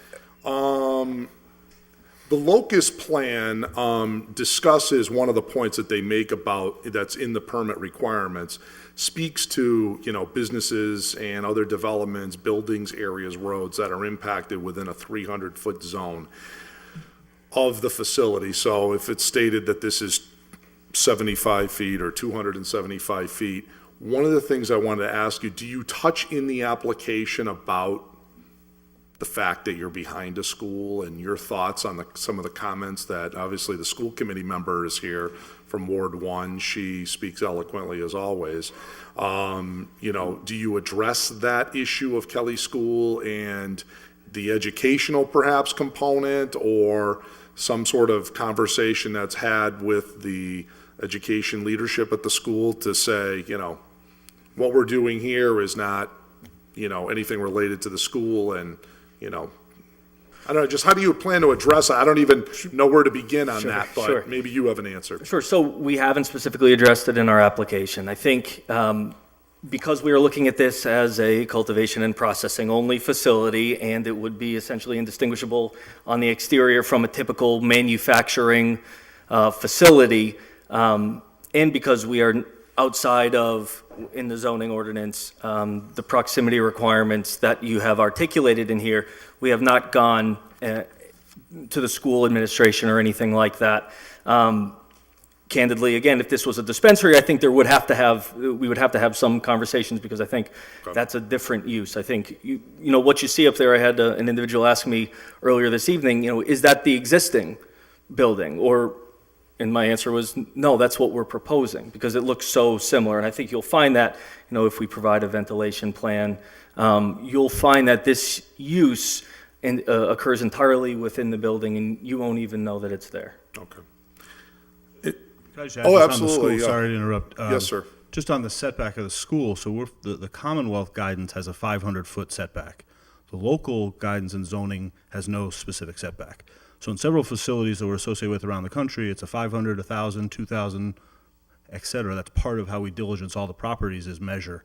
And it's property line to property line, not door to door, so it's as close as it could possibly be fitting the ordinance. And that's something we take really seriously. All right. So you're saying that in the absence of, does it default? We'll have to have that reviewed. That's a good question. I didn't even think of that.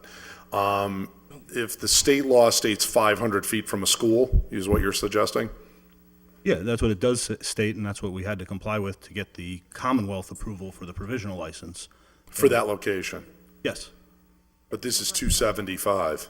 No, it's over 700. Oh, it's over 700. 725. 725, oh, okay. It's greater than 500. Oh, okay, I thought I heard some number south of 300. Okay, very good, all right.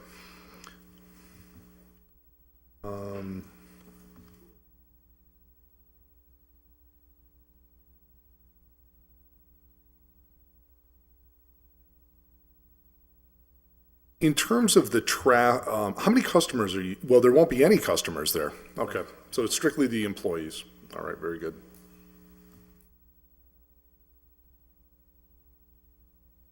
All right, I think that covers my questions at this point. Yep, thank you. Counselor Lisi? Thank you. Thanks. I have one more question, and I think we could probably start thinking about the next date that we can continue this hearing to. But just, so the dispensary is going to be in Amherst, correct? Okay. So, and I heard you say something earlier about how medical marijuana is not going to be taxed at this point? It's not taxable? Correct. The Department of Revenue has said that medical marijuana isn't subject to sales tax Sales, so the point of sale, there's no taxable. that's passed on to the patient. And then since it's your own dispensary, the wholesale isn't happening at any large rate to generate other sort of taxes. No, any marijuana sales is not subject to sales tax according to the DOR in Mass, but there's virtually no wholesale contemplated or going on in the Commonwealth. Okay. I think, Councilor Roman, you filed something about a local tax, however, but we wouldn't have the local dispensary here in Holyoke to be able to benefit from any taxes that could be levied on sales at the dispensary. Not under this current proposal. Correct. Okay, thank you.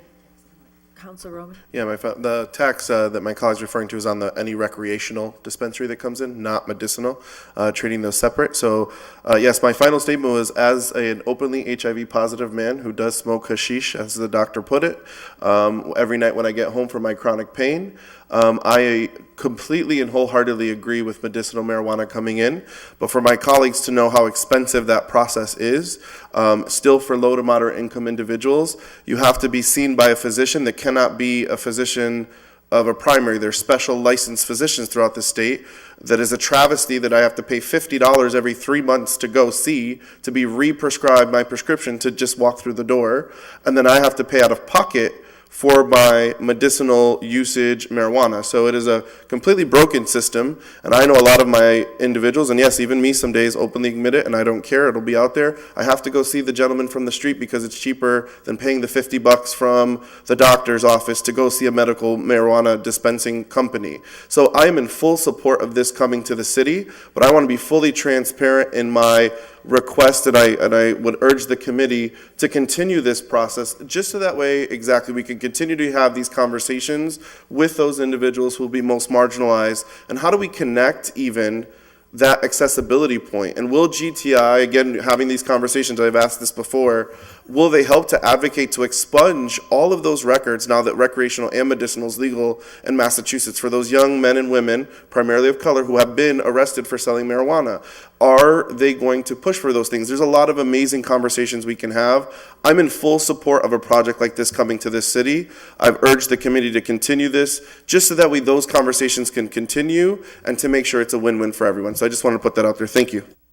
So my understanding is relative to the tax issues, that part of it stems from the fact that this is still illegal at the federal level, and so the nature of the business is constrained due to that conflict. Is that correct?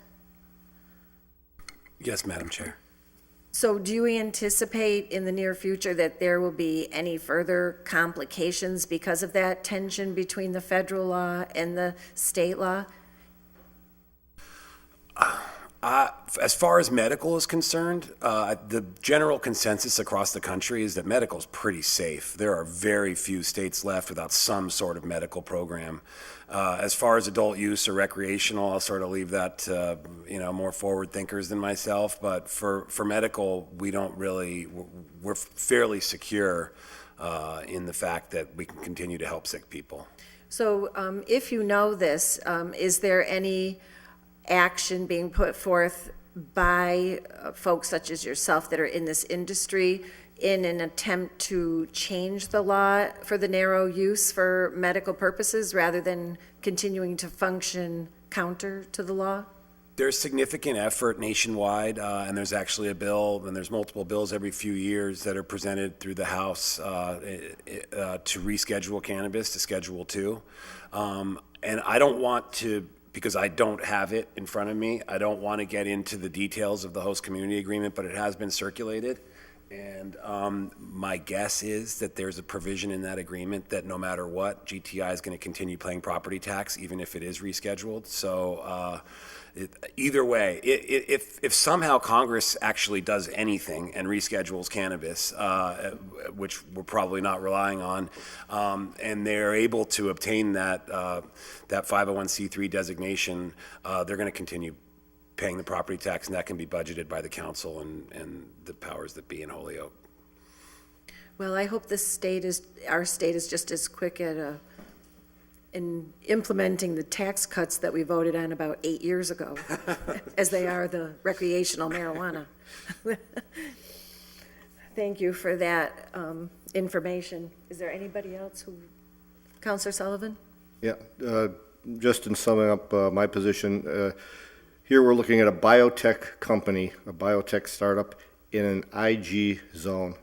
We're looking at life-saving, quality of life improving pharmaceutical production, and we're looking at jobs, revenue enhancement for the city, and revitalization.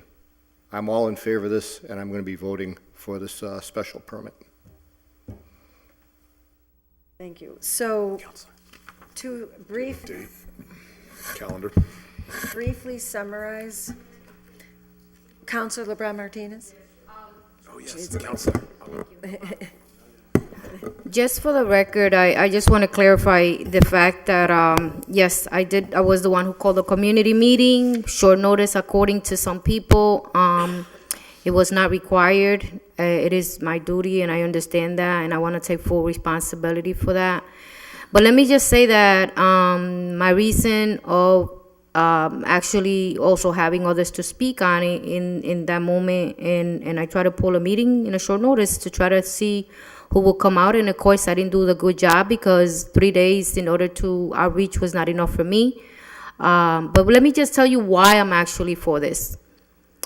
My granddaughter at the age of 8 years old was diagnosed with Crohn's disease. There's nothing that you guys know that I've come before you before unless I have a reason for it. I did not vote even for their request with the Holyoke Redevelopment Authority, which I sit in. I said I stand neutral until the community says how they feel about it, my neighborhood. But because of a granddaughter who's 8 years old, was diagnosed at the age of 8 years old of Crohn's disease, and just recently found the cure for her condition, allow me to stand here and fight that this service is allowable because we have to go far to get her medicine. She's going to be 21 years old on April 22nd.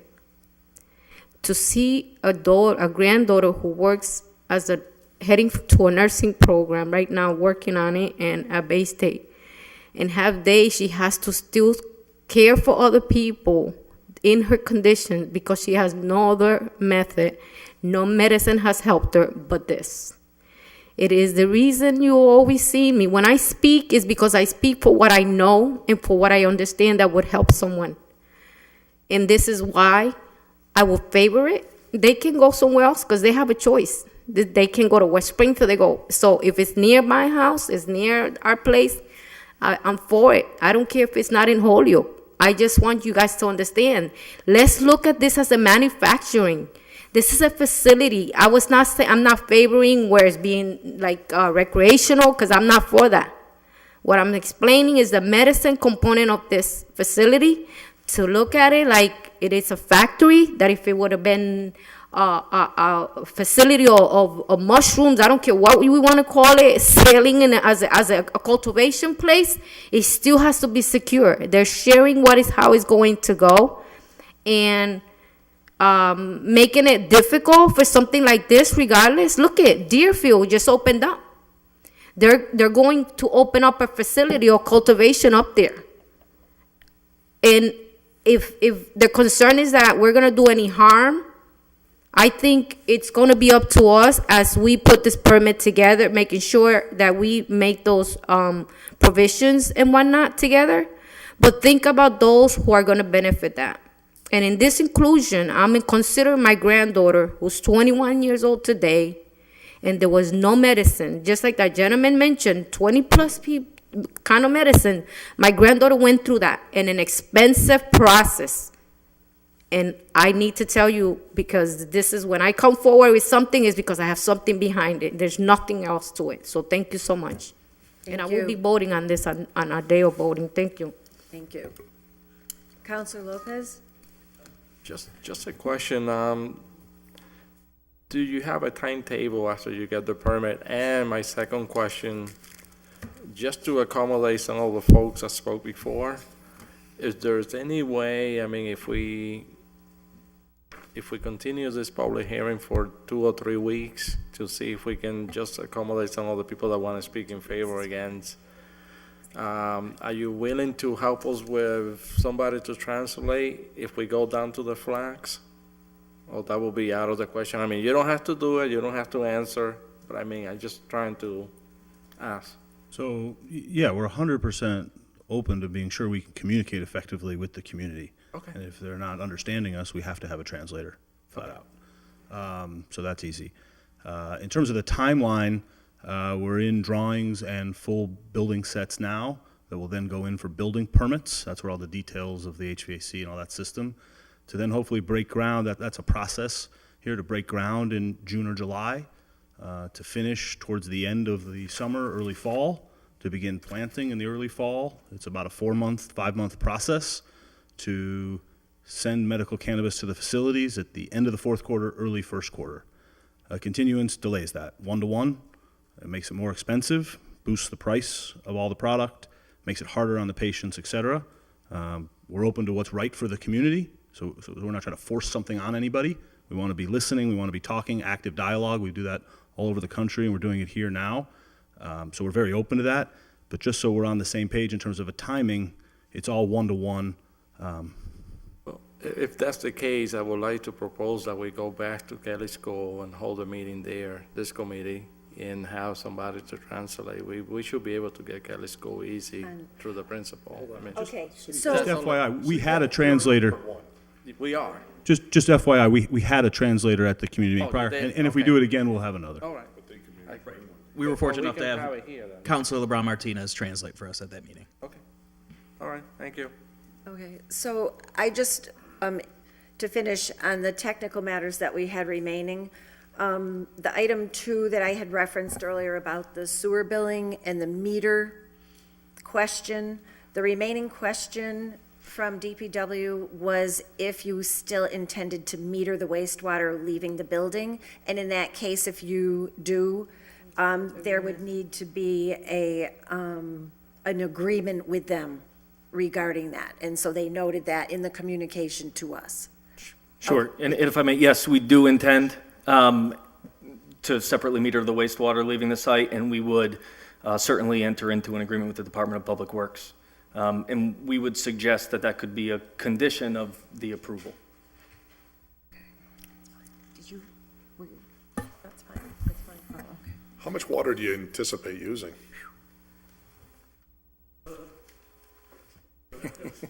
Tony Cappuccini, engineering. So what they're looking at is about 2,000 gallons a day for the cultivation, plus 25 employees at about say 30 employees at 15 gallons a day is 450 for just wastewater use. But of that 2,000 gallons a day that's used for the cultivation, they're going to reclaim the bulk of that. Only about 30% of that will end up going into the waste stream. So they're going to try and reclaim and recycle as much as possible. So about 600 gallons would go to the waste stream, plus the 450 for regular wastewater collections. And as far as So you're looking for one of our industrial permits of the DPW Commission to allow a reduction in your sewer bill. in a former lifetime, I ran a couple of water departments, and I understand the concerns from the DPW commissioner. What they like to have is the sewer meters be electromagnetic meters or mag meters, which register low flows as well as high flows. And they also like to have them calibrated on a set period. That's usually the concern, because when they start to fail, they read in the proponent's favor and that they slow down. They don't overcompensate, they underread. So they usually have a requirement that every 3 to 5 years that they have proof that that meter was recalibrated.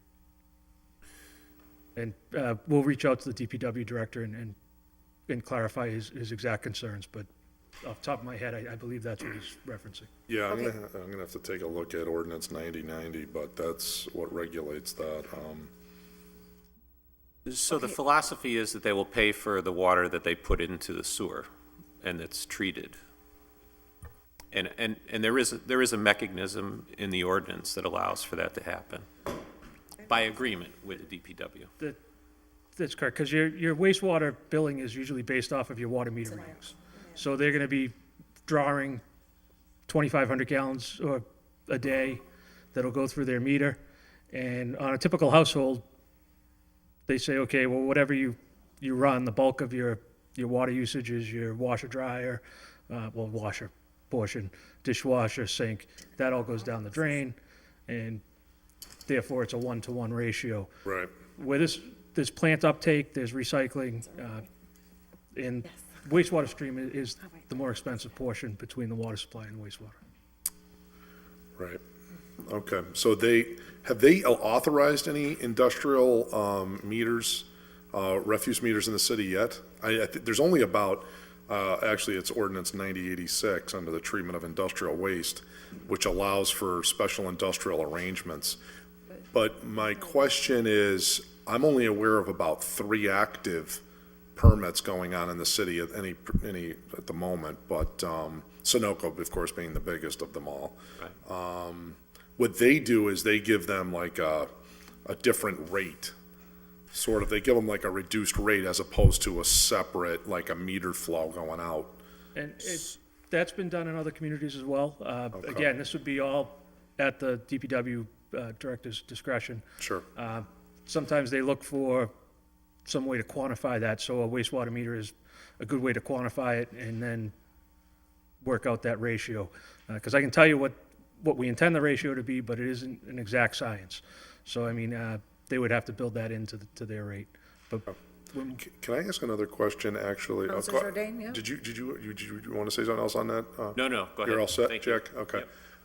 One of the questions I had that was posed to me actually by a constituent because I knew that I was going to be reviewing your thing is, in terms of payments either to the city or otherwise in terms of the cash of the organization, how is that handled? Is there regulations regarding the deposits of monies from this organization? And I'm of the opinion, or at least I understand, you can't just walk into people's bank and deposit the funds like a regular business would be, that there's special rules on that. Can you just educate the committee really quick on that so I can answer my constituent's question? Certainly. So in February of 2014, the Department of Justice issued a couple memos regarding banking, the Financial Crimes Enforcement memo. And so in that, Century Bank out of Medford, the Sloan family in Massachusetts, who already had some sort of risque kind of banking in the sense that they did banking with those payday cash kinds of places, They stepped up and they spent a couple $1 million on creating a compliance program that complied with those memorandums out of the Department of Justice from February of 2014. So we actually have a bank account with Century Bank, and not only that, we can take debit as well. So people think this is only a cash business and we're sitting on cash and we can't deposit it anywhere. Much to the contrary, we take debit, and we have a bank account where it can all go. Everything gets paid, regular payroll out of our bank account, just like a regular business. So it's not sort of what people think in shady parts of Denver or something. This is completely up and up as far as the way banking works. Okay, no, very good. Thank you. Okay, so what I would like to do is just run through a brief summary of where we're at and what we'll be looking for when the hearing is continued to a date certain. And anybody can jump in if I'm missing anything on this list. So tonight, what we're understanding is in this application, the hours would be limited from 8 a.m. to 5 p.m., that there would be no signage, that there is agreement that would be articulated to improve parking in the lot for a percentage to be used, that there will be no retail, that a ventilation plan that ensures that no smell will be in the public will be provided, that a reasonable removal bond will be entered into or purchased, that the fencing matter will be By special permit. followed up to Special obtain the permit. special permit as required, and that the sewer agreement that we just got done discussing will be finalized or completed, whatever. Is there anybody else that has another thing I should have on this list that, from your notes or from the discussion that you recall? Yes, I have a copy of the lease agreement. The Okay. ordinance requires that. Also on Okay. signage, the ordinance actually requires that your registration number or whatever is that you're issued from your license is actually put on the side of the building. There's actually a specific signage requirement relative to that. I think we were going to get some information regarding the amount of electric use or some sort of letter from the G&E on that. What was that? The G&E, some sort of letter or something from them just talking about the electric use of the facility. That they can handle the load? Yeah, that it can, yeah, either as currently configured or there's gonna be some change. And then I think in the impact statement, in the locust plan, that there's gonna be some consideration, they haven't discussed the fact that it's actually over 700 feet now from the school, so I guess we can take that out. But they may wanna consider, is it gonna be educational in nature, or you think it's just, we're all set? I mean, I'm not opining at this point on the school piece at all, but maybe you wanna just consider, is there something you think, in thinking about it, that you could do something educational, maybe with the school leadership, on that? And, is there sufficient on-street parking for 60 to 100 employees? Because it said that the initial is going to be 60 employees and that there's going to be up to 100 in 3 years. So I was just wondering if there is in fact that, if you could just verify that. I think that covered it though, overall. So parking adequacy for growth. And I did want I wanted the current, I wanted a further understanding of the true corporate governance structure, because the ordinance requires that we have, take notice of any of the ownership or control of the organization, and that be on record, so that in the event that this permit, it states in the ordinance, is non-transferable upon any change in the ownership or control of the organization. So I want, just so we're all crystal clear, I'd like the petitioner to state what the current ownership and control of the organization is right now. So therefore, that's the benchmark. If I may, you've got that in your packet, item 3D. 3D. 3D, yes. And so that will set that benchmark so that you can look back if anything were to change and we didn't come before you, obviously there's an issue. Okay, great. Okay, so, And that would have to be updated with the Secretary of State if there were any change in officers or directors. There'd be an annual report filed. Right, but you'd actually have to come in for another permit. Correct, if there were a change. If there were a change. Correct. So if the same people were year after year, you would be able to, you'd be able to check that on the website. Yep. You can audit us on the Secretary's site. Yeah, well, as you know, my term ends in January, so I'll leave that to greater minds in this body to do that. And as far as I just wanted to mention, as far as the DPW goes, there probably won't be an agreement by the next meeting. But there certainly will be an agreement before anything operates. So we would need to get in front of the DPW board, talk to them about an arrangement, and that would take more time than coming to the next meeting. so I think we could just put it as a condition that if it is to happen, then the proper documentation through DPW would have. What documentation? They have to enter into a special agreement with the DPW on the metered sewer. Okay. And so if that was their intention, but they hadn't done it, we could make a condition that should they pursue it, then they would provide us with the agreement. Because it's not, I mean, until such time as you have it, it's just gonna be, you don't need it to One get rate. the special permit. so we would just make it on the list. Counselor Sullivan.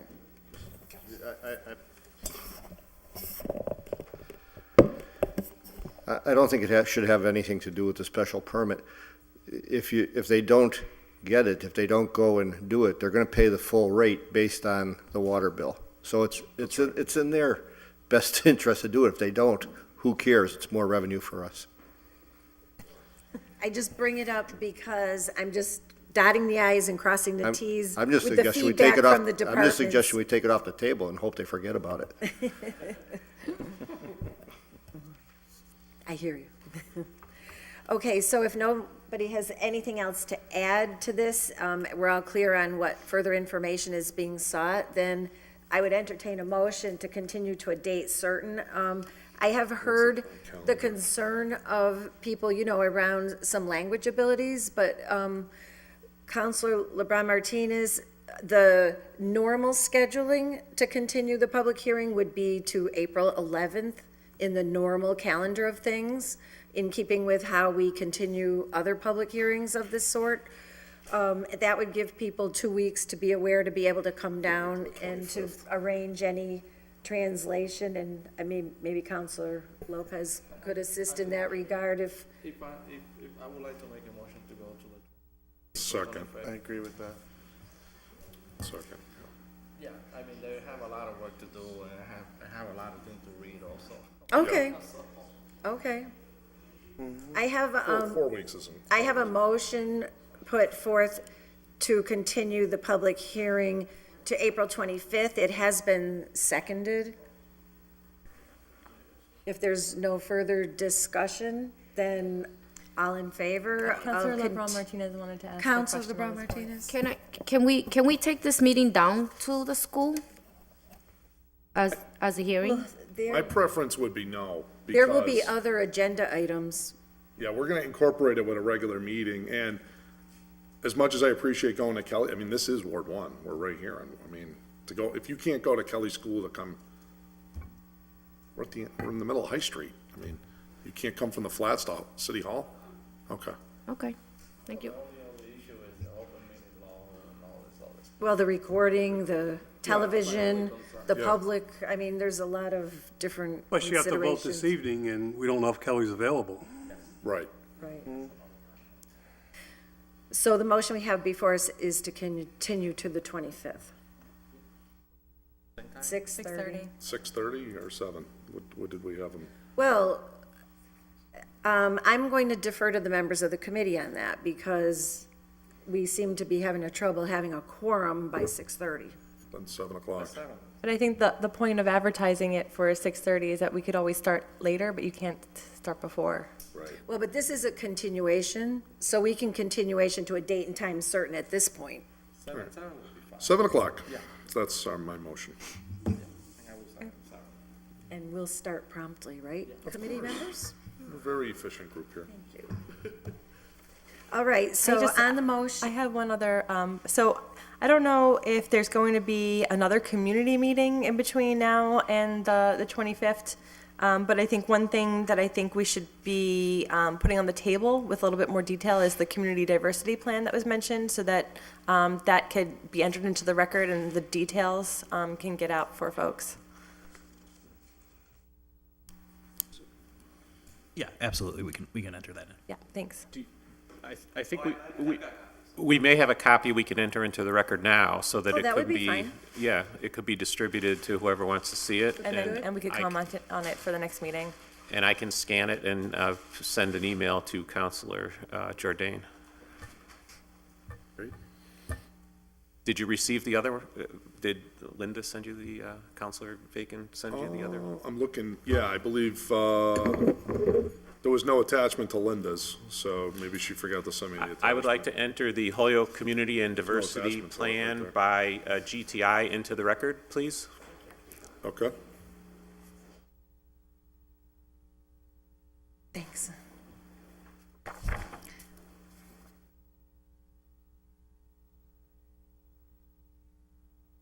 Pardon?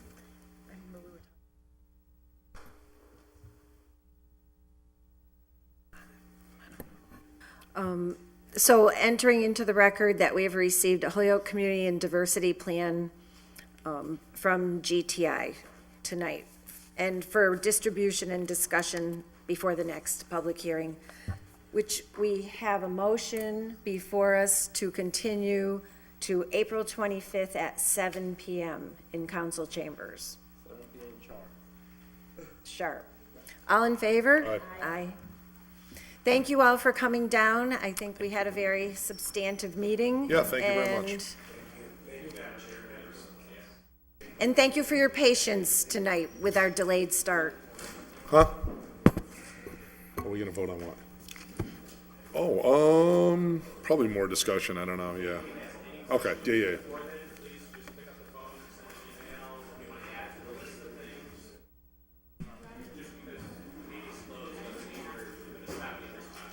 Thank you. Great. Thank you.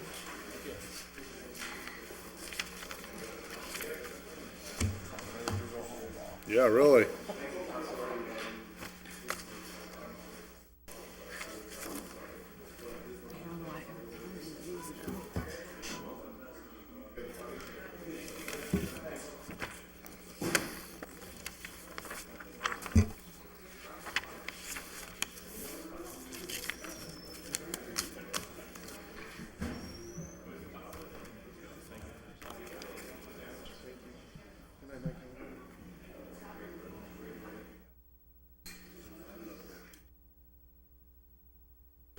I'll be here at 6:30 out of habit.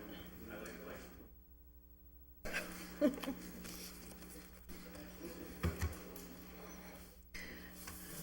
let me find my agenda.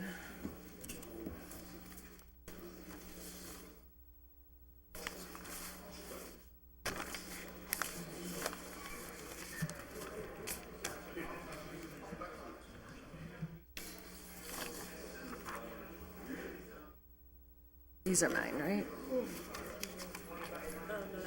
This one's yours? This one too. Oh, you did underlining, I did circling. Good to see you, Jack, always a pleasure. Oh, thank you, appreciate it. I know. Have a good one. All right, here we go. Take care. Good night. Okay, I'll entertain a motion to take up item 3. Where's my So moved. agenda? Second? All in There's an favor? extra one over here, Kevin. Oh, good, thank you. Item 3. It was So I need a motion to open the public hearing. Motion to open the public hearing? Second. All in favor? Aye. Aye. So item 3 is the continuation of a public hearing for the zone change application submitted by Holyoke Retail LLC for 1500 to 1504 Northampton Street, map 105, block 00, parcel 013 from R2 to BH. In a letter dated March 23rd, provided to the city clerk's office and provided tonight for our meeting, is a letter that reads, regarding zone change application 1504 Northampton Street. Dear Ms. McGee, we request that the application for zone change for the above referenced property be withdrawn from consideration at this time.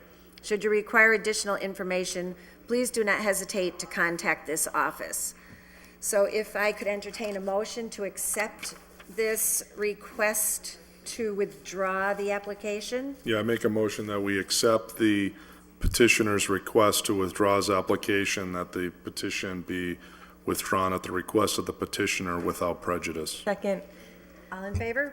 Aye. One question before we actually Oh. vote. So was this submitted to the clerk and the clerk forwarded to us? Correct. Or she did Yeah, forward it? that's to us? who I got it from, Correct. was Okay, so Brenna. it's been certified or registered in some way? Yep. Sure. It came through the clerk.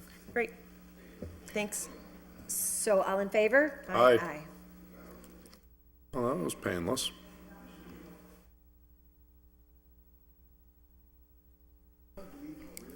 Okay. Make a motion to take up item 4 off the table? Oh, actually, I'm abstaining from that one, so. We can't open the public hearing. It has to be renoticed, right? It was renoticed. It was renoticed? Okay. Yes. So the public hearing, so I do need a motion to take up item 3 and open the public Second. hearing. I'm abstaining, just so you know, on item 4. So Counselor Lopez has made the motion. Counselor Lisi is seconding. All in favor? Aye. Okay, so item 3 is the public hearing for the zone change. No. Item 4 is filed by Counselor Lopez that the ordinance committee adopt a special permit application for a methadone Suboxone clinic coming into the city. So we had a number of public hearings on this matter, and we ran into time limitations with our actions and the regulations relative to public hearings. And the issue is tabled in City Council at the special meeting, but the time had run out anyway, so we are starting the process fresh. It doesn't mean that we have to ignore all of the information that we obtained at the prior public hearings, but we do begin the process anew. So Counselor Lopez? Basically, I just want to, if we can copy the same information and look into where all the medical facilities are now, maybe that will be another location, another zoning where we can allow on the special permit. So that's what I'm going to say, unless there's any questions or any other issues. I have a procedural issue, if I. Counselor Lisi? So if we may suspend the necessary rules and allow legal to respond to questions, I'd like to ask them some questions. Second. All in favor? Aye. So Sarah, I understand that we've renoticed this hearing. Sure, thanks. So we've renoticed this hearing, and we can begin the City Council's public hearings anew. The trouble that I feel that we were running into last time around, however, was that we were making decisions as the Ordinance Committee without sufficient guidance from the Planning Board. So where are they in this process? Does this hearing begin anew for them as well, or is their hearing separate, or are we meeting separately on this issue again? Because I think in addition to some of the issues, like the technical issues that we ran into, I had made the comment that we were also beginning to attract two distinct and diverse constituencies.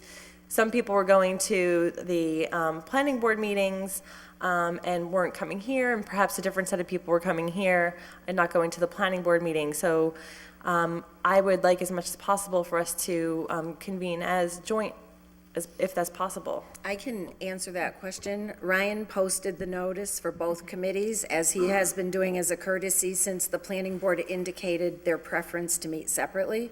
They have continued to indicate that they prefer to meet separately. Yeah, so I think they're taking it up tonight, actually, and so the process would start over again, where I would suggest that the committee wait until you get a recommendation from the planning board before closing your public hearing, so we don't avoid any issues with the time limits. Thank you.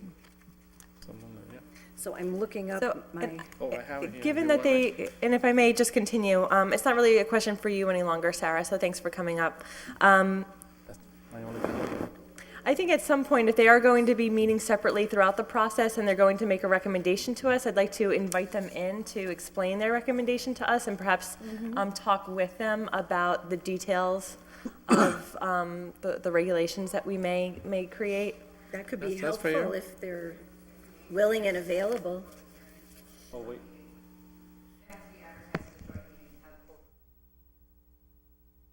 To hear their We did. recommendation? Really?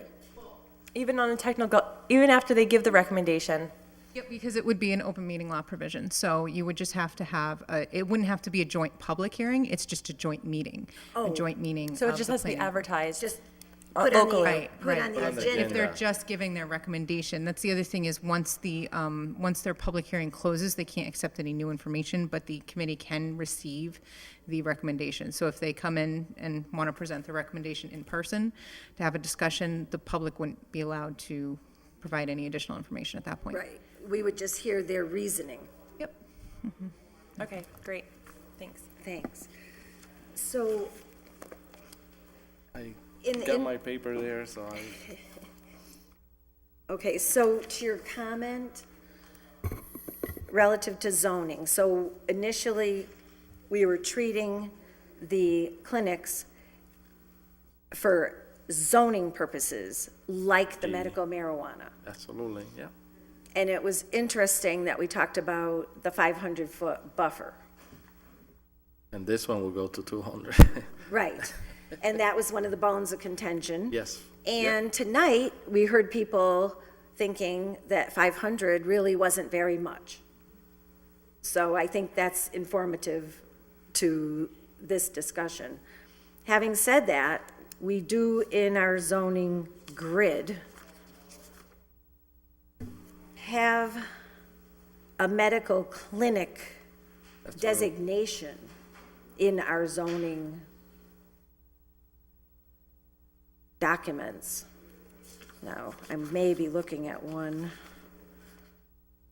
under the 4.3 table of principal uses. I don't have it with me, but I'm familiar. So I'm Yeah. wondering, under suspension of rules, Sarah, you know how we had some issues and questions about what a clinic was? So could you inform the committee what a medical clinic is under 23A in our table of principal uses? Yep. Thanks. Maybe we should open the door again. I mean, this is, All right.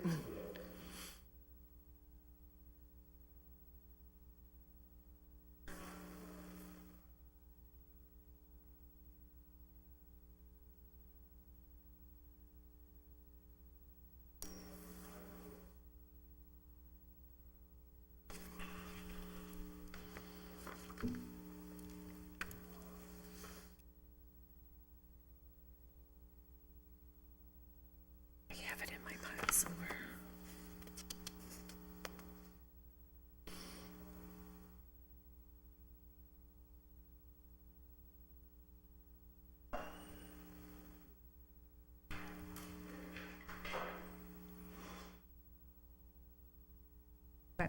So a medical clinic is defined as a building used for the diagnosis, evaluation, testing, and treatment of human patients with physical and mental ailments by physicians and other medical professionals where overnight care is not allowed except under emergency conditions. That's what the definition is in the zoning ordinance of what a medical clinic would be. So given the other discussion that we had about the concern that the ordinance in front of us would limit a physician, which clearly is not our intent, Well, this, I will say that the definition of a medical clinic as written here is very broad. It's pertinent to a building used for any. So it really so doesn't it's- get yeah, at it's- our The intent, I think. issue. Right, and we did discuss adding additional language. Do you feel that we've accomplished resolving that concern with the language that? I think the intent of the committee is clear based on the most recent language. And, I think that, especially by adding the provision that facilities exempt for educational uses, by adding that provision to the definition, we're kind of protecting ourselves where, if a facility is a qualified educational use, it wouldn't be regulated by special permit. So we are protecting ourselves legally with that language. Okay, so if my recollection is correct, and I'll defer to the maker of the order, in that regard, the remaining issue was where this would be allowed. And there were comments made relative to the service being provided, and we did make it clear that we have this service in Holyoke. I mean, it started to sound like we don't offer it, where we really are offering it right in the city of Holyoke already. Through, not the city, but in the city. Well, yes. And that clinic that exists would in no way be negatively affected by any ordinance we would be creating. Right, because it would be grandfathered in. Right. It would be a non-conforming use. Right. But, and I think the issue was just about the, so it's because it's limited to an IG zone, like if you compare this to medical marijuana. Medical marijuana was limited to an IG zone. Correct. The only restrictions on that was in the state law about how close it was to a school. The restrictions in the ordinance that that came out of committee the last time was 200 feet from a school, but also from residential zones. And that makes it very difficult because when you're talking 200 feet buffer from a residential zone, there's very small amount of area in the city. Because of the density. Right. So that's something too that I'm sure the planning department could provide more clarification. And now is an opportunity because the public hearing is open. Now is the opportunity to get that information from the planning department, like specifically what would be, what would be the proper amount of distance between where it wouldn't essentially exclude the use completely from an IG zone. Right, well, here's the thing. Tonight, we heard relative to the marijuana cultivation that in state law, there is a 500-foot requirement distance from a school. Yes. Our police chief came in the other public hearing and very clearly indicated that there are security concerns around this service relative to schools and just general security concerns. And so would it be your recommendation then to reinstate the buffer relative to the school to be consistent with state law, while we may need to reduce the buffer relative to residential so that it's not prohibitive? I can't confirm this, and I would suggest, again, consulting with the planning department because they can actually do a map to see what Right. areas would be excluded from the restrictions. But if you did do a 500-foot buffer for a public or private elementary school, I'd suggest completely removing the buffer for a residential zone. It says within 200 feet of another facility, you might run into issues with that. 200 feet of a church, library, park, playground. I mean, there's a substantial amount of those in an IG zone. So I would suggest taking that out as well. And then it also says 200 feet of an establishment license under Mass General Law, Chapter 138, Section 12, which is actually liquor licenses. I'm not sure if it's on-premises consumption or if it's like a liquor store, but that would be another restriction that it's just removing so that there's more availability to actually have a narcotic detoxification facility. So it's not completely restrictive. Now, what was the last one? The last one was the 200 feet of establishment licensed under Mass General Law, Chapter 138, Section 12, which is, and I can't recall off the top of my head, it's either a liquor store or on-premises consumption of alcohol. Okay, okay, so that was what we were working our way through, which was an original request that we had put to the planning department in one of our meetings in the prior public hearing, so that would be very helpful for us to get a specific answer. And so if there is a recommendation that we would expand it beyond the IG, then I think it would be informative to the committee if the planning staff made recommendations to us about what would be good. Yeah. And I would request that those recommendations be made to us in consultation with the police chief. Yeah, no, Because he came in and he had specific concerns about this. Yeah, no, I'd suggest requesting that, you could request that the police chief and the planning department come in, not I don't necessarily the necessarily planning want board, the but- police chief to have to come in again. I think he already came in.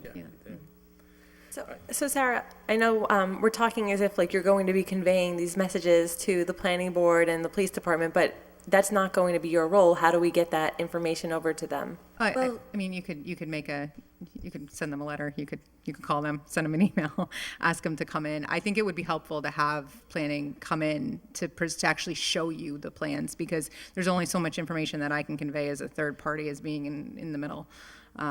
But I think if you can get the planning department to come in, they could show you the plans to show exactly what the restrictions would look like on paper. Mm-hmm. Right, and we requested that months we did. ago. Mm-hmm. So it's not a new request. I will do my Thank best to you. email the planning board Okay. and see if we can get anywhere. Counselor McGivern? Thank you.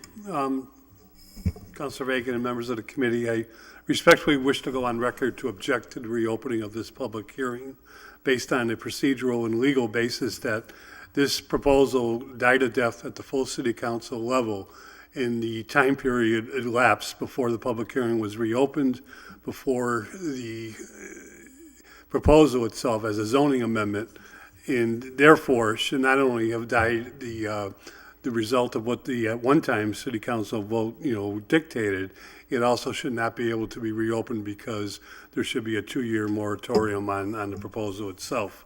I've not heard anyone address the concerns that were raised at the full city council meeting about doctors' offices, the expansion of clinics of this very, very important medical service to not just to our community, but to the people who live in the community, to the people who live in this region. The opioid, crisis is not going away.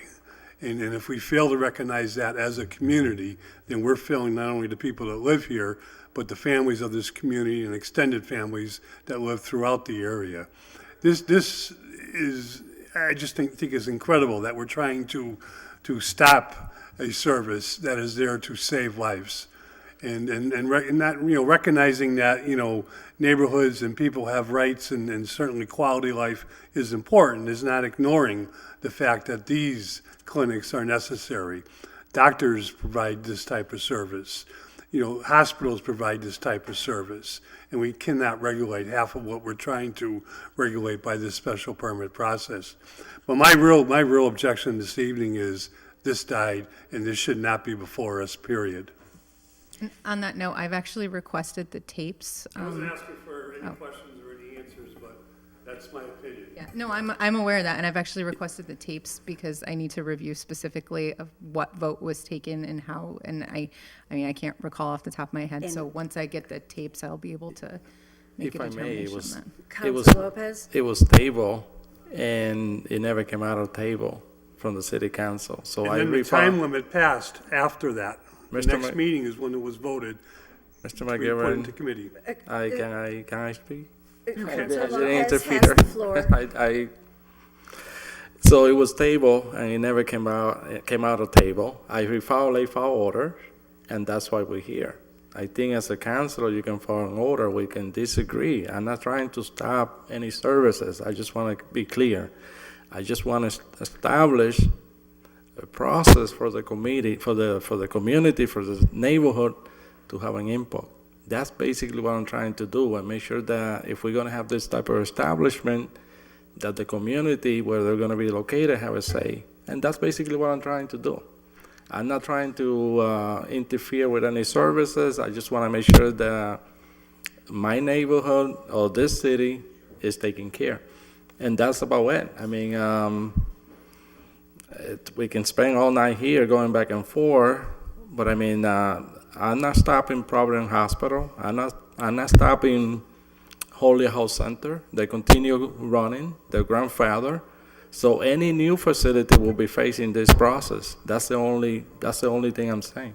Yes, and I think it would be fair to say that for a community of 40,000 people, we provide more services per capita than probably any community around us. So I think for it to be put out there like we're denying service when we're a community probably providing more service per capita than most is just not real. Counselor Lisi?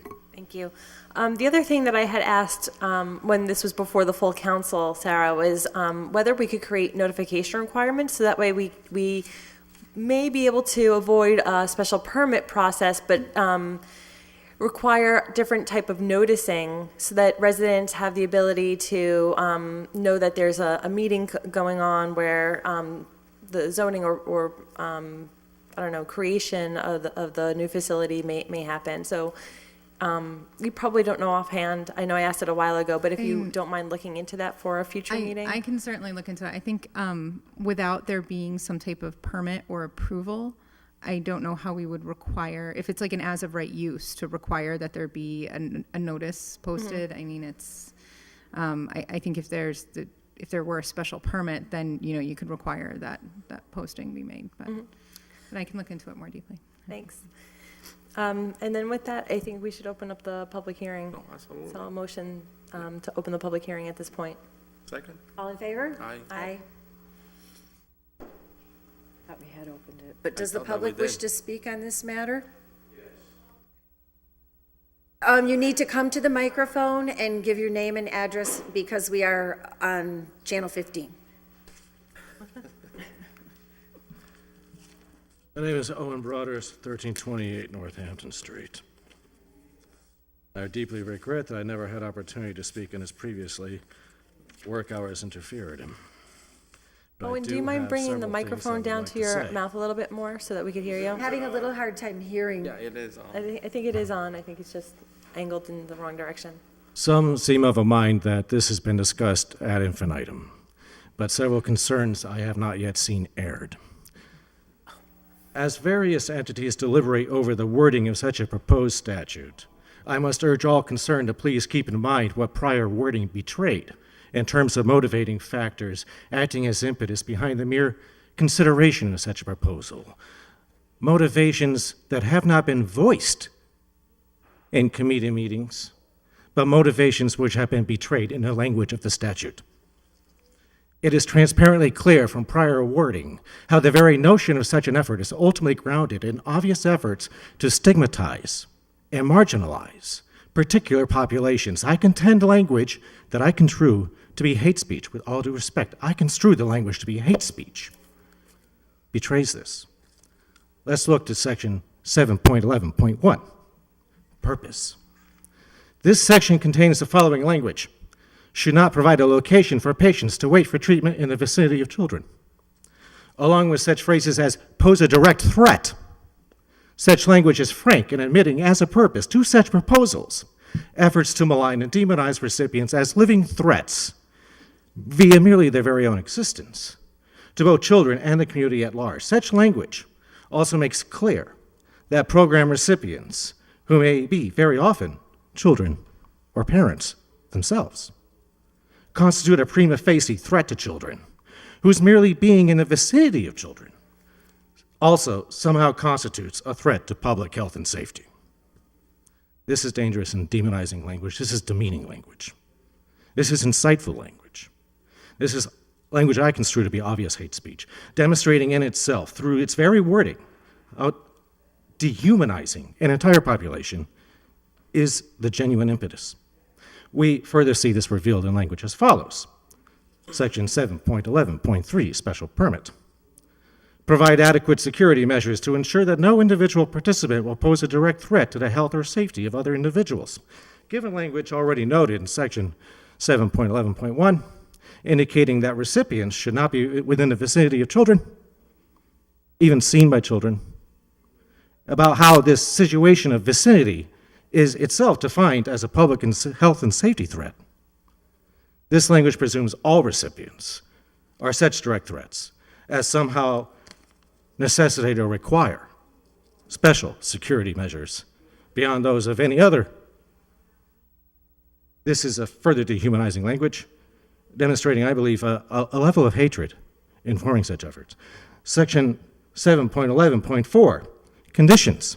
A, within 200 feet of the nearest residential zoning district. B, within 200 feet of a public or private elementary school, middle school, secondary school. D, within 200 feet of a church, library, park, playground, playfield, youth center, or other location where groups of minors regularly congregate.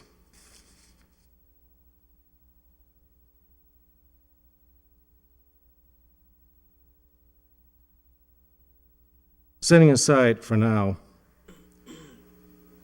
how one other section, the following section, Section E, serves essentially to severely restrict siting given a heavy proliferation of such taverns and restaurants.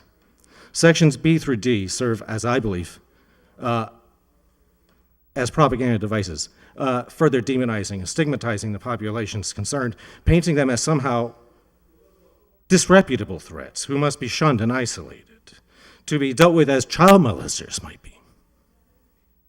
Ever-present threats who constitute an affront to children and to residents. Indeed, as what I believe hate speech observed in the purpose section makes clear, for them to merely be seen by children is viewed in itself as a danger to children. This is inflammatory. This is insightful. This is hate speech. This is hate speech. It needs to be recognized as hate speech. And the reinforcement and validation of such hate speech ought to be seen as the clear, true, real impetus behind efforts to pass this legislation. Thank you. Thank Have you. a good night. Tina Grass, 33 George Street, Holyoke. I'd just like to thank you for that eloquent comment on the dehumanizing and marginalizing of a class of people, a whole group of people who need services, and whether, you know, we think that we have other places where people can get services or not is really not the issue. People in need of services, I mean, look like me, they look like you.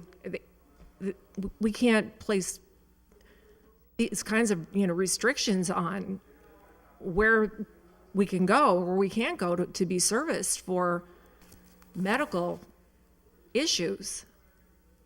And I agree, I feel like it is bordering on hate speech, some of the restrictions that are were just discussed here. And I also just want to say to Councilor McGivern's point, procedurally, when a time frame has lapsed and something, it should be respected. The procedures should be followed in regard to hearings or any matters that come before committees and councils and public hearings. Thank you. Thank you. Hi, my name is Gabriel Qualia. My address is 13 Harrison Avenue here in Holyoke, Massachusetts. That's Ward 3. I didn't want to speak. I just missed your last name. I'm sorry. Qualia. Like a koala. Okay. Sure. I wasn't going to speak tonight, but a number of people wanted to speak tonight, but weren't able to sit through this whole meeting, unfortunately. But so I decided to speak. First of all, I'd like to say I'm a person in long-term recovery. What that means for me is I haven't had a drink or a drug since October 1st, 2011. I currently am employed working with people in active addiction. I'm currently attending school at Holyoke Community College in addiction studies. And I've been keeping a close eye on this issue, as you've seen me here before you on this. And what I want to say is a short list of things. First of all, Holyoke Health Center, Providence Hospital, the Planning Board, every professional who I've seen speak on this, save for the Chief of Police, who I haven't been able to find his comments yet, and I'll still be looking for them, though, has said that this is not a good idea. There are ample legislations and you know, there's ample stuff around Suboxone and methadone clinics. There's federal and state requirements that they have to follow. And everybody has said that they're ample. I've also talked to several professionals, including PhDs, KDACs, LDACs, which are licensed drug and alcohol counselors, and certified drug and alcohol counselors who've all said there's no reason to further regulate methadone and Suboxone clinics, yet here we are. I understand that the idea is maybe to protect the neighborhood somehow, but there's nothing really to protect from, all right?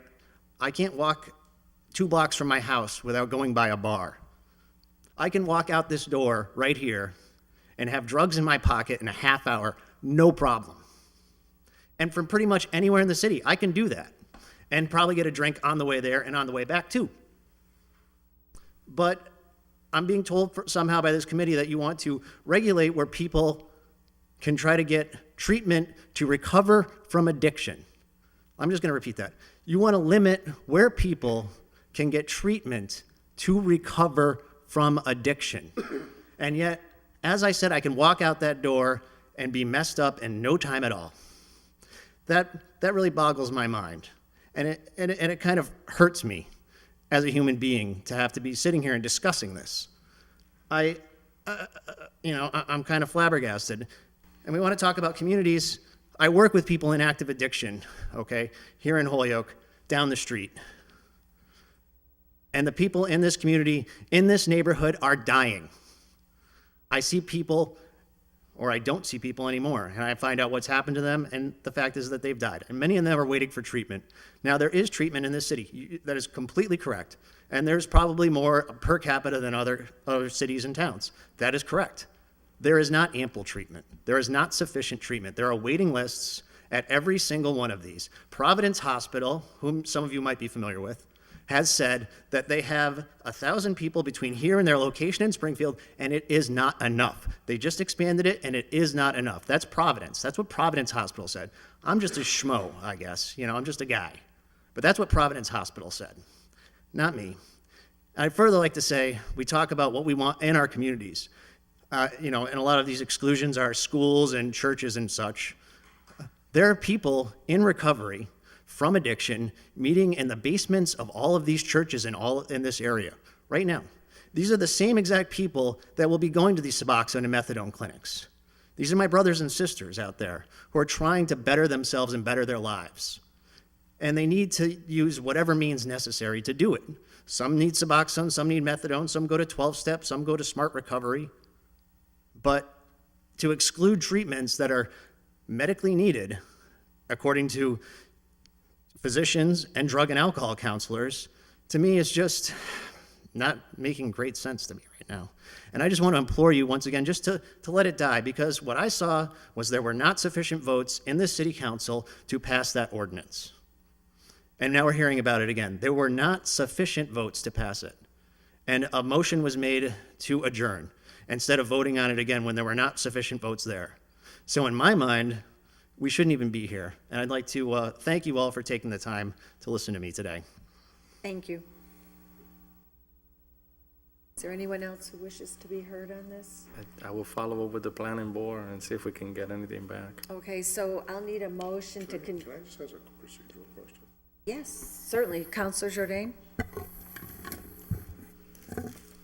I'm at a loss to understand the procedural concerns. Let's for example say, even in a light most favorable to whomever that thinks the original proposal was not whatever followed correctly, and obviously it would need to go through the whole process again, but all you have to do is just refile any ordinance that isn't adopted. You just simply refile the order to do the exact same thing, and you just start going through the whole process over again. It's not like something doesn't pass and it's precluded forever from happening again. I don't understand that. And there was never there's never a vote to I've heard of like zone changes that don't pass. There's a 2-year preclusion and all that type of stuff, but there's not. So I just wish to clarify that what the procedural problem was, in my perception, is that we were waiting and waiting and waiting for the planning board recommendation. Okay. We had no control over whether they gave it to us timely or not. Okay. And what happened is by the time we received it, the time limit was running out. And I can take some responsibility for that, in that I didn't realize we were that close to the timeline. Okay. But Sarah let me know after the city council meeting that night that the timeline was running out before the next one. And so that created the procedural problem in terms of the timeline from the time the public hearing had closed and the ability, and I believe Yeah, so I get- that's why she gave us the recommendation tonight not to close the public hearing until after planning closes theirs, so that Right. we wouldn't run into that procedural problem again. No, but that's great. Yeah. And I'm with you 100%, and I totally agree with the law department that there should be new public hearings. But am I hearing there's something about like, this is once defeated, it's gone forever, and it can never come back as an issue? I thought I was hearing that from some corridors. Maybe I missed. You think there's some legal basis for that statement? All right, cite me a law that says you can do that, Gabriel. If you, well, So cite me some law that says the council can no longer take up any change to this ordinance. I forgot to write it down and bring it with me. I wonder if the city solicitor might know what I'm All right. referring to is that if it involves ordinance, you have to wait 2 years. If it involves an ordinance change. Zoning. Attorney Carol, thank you. Mass General Law, Chapter 48, Section 5, Paragraph 6. But that's only if there was unfavorable action. Which So there wasn't. and It never that's- went to a right. defeated vote, so that's not even applicable. So can we move on from that issue? That's a fact. I'm sorry facts get in the way, but that is a fact. This is an amateur hour. I mean, we know how to operate this city council. That's only on a defeated matter where the planning board has also issued a negative recommendation. By the way, that law doesn't apply where the planning board gave a favorable recommendation and the council defeats it, the 2-year limit does not come in. I mean, this isn't my first rodeo. So we never even took it to a defeated vote. And the effect of the motion to adjourn is to table all matters that are pending. And if I can just add one question to the mix, because we have a procedural limit of time after a public hearing is closed, but apparently the planning board has no obligation to provide a recommendation within any time frame. Is that correct or incorrect? That's correct. It says, and unfortunately, because when there's separate public hearings, it makes it a little more difficult. And I've tried to ask around, and I haven't found another community that has faced this specific issue. But after the law requires that after the close of the city council's, the ordinance committee's public hearing, that's when the 90 days start, regardless of what the planning board does. However, we have to wait for a recommendation of the planning board or their failure to act within 21 days after their public hearing is closed. So, based on that timeline, if they keep their public hearing open after the city council closes their public hearing, they could theoretically cause any action by the city council to be stopped by simply a failure to act.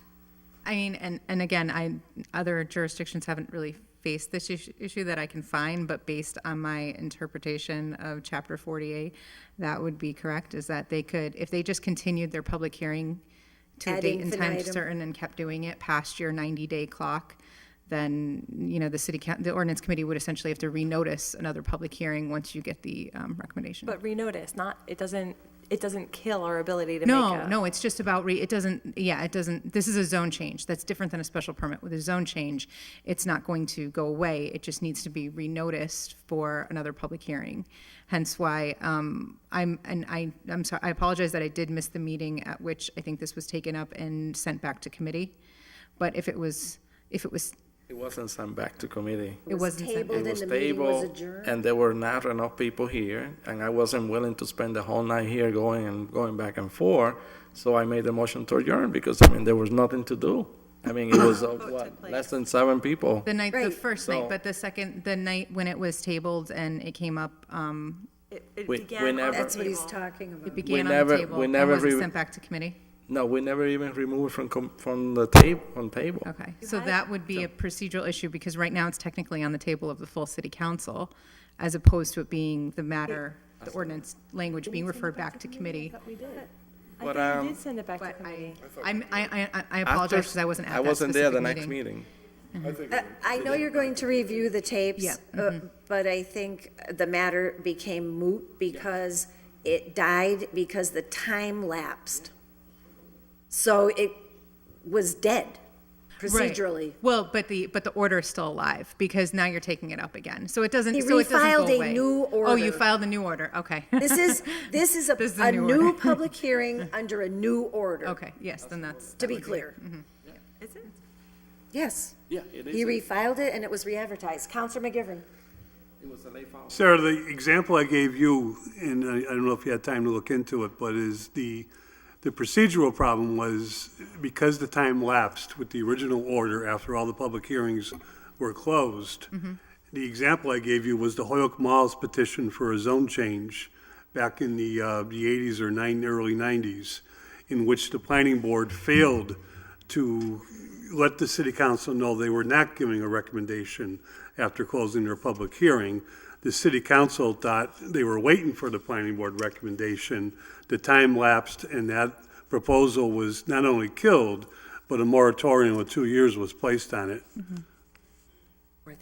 I did not look into that specific matter, but I mean, I have to disagree with the interpretation of that because with a zone change, it's you could, unless there's unfavorable action, which would be a negative vote or a positive vote that fails, that can also be reconsidered in the same meeting, but at the close of that meeting. Otherwise, it would just remain on the table, or it could be refiled. But the reconsideration for this, as Councilor Lopez pointed out, is never taken place.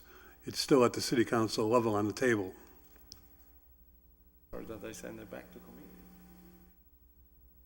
I'm hearing two things Go here. back. I honestly I'd have to don't look at the recall tapes. off the top of my head. Unfortunately, the live feed wasn't working for a couple, it was messed up for a couple meetings. So I'm trying to get the actual tapes so that I can go back and see specifically what the vote was.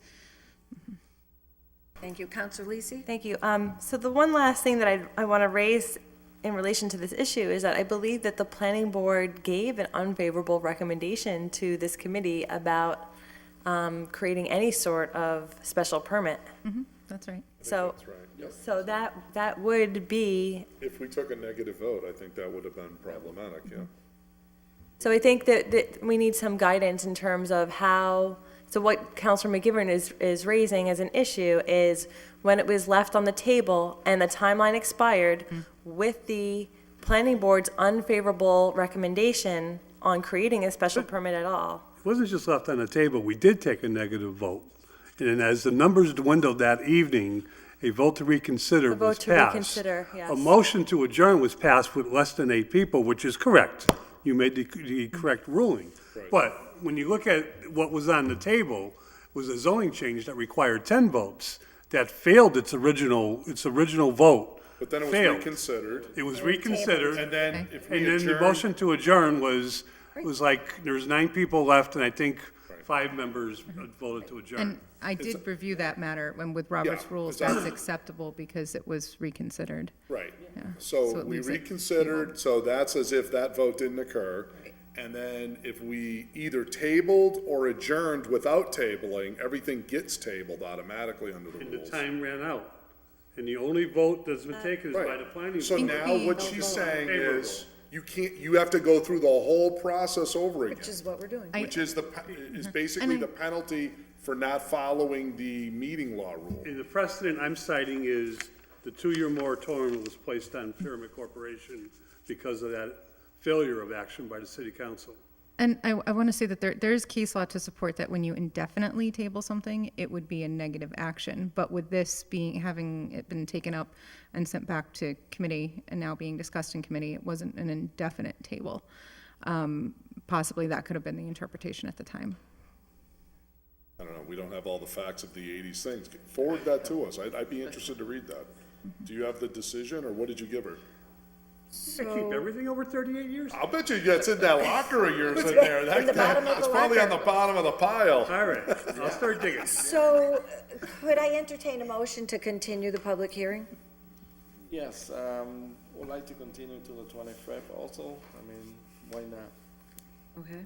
See when planning is meeting. I don't know when planning is meeting. So Sarah, do you have the date for when they are meeting? The planning board, Oh, they met tonight? Sure. They're meeting on the same night, they're just meeting earlier. Is it, they're having a public hearing tonight? They So had, how do people want to speak about this issue, be at two public hearings There's- on the same thing, they in are, the same evening? they are holding theirs at 5:45. We have offered to meet jointly on these matters. It's in their hands.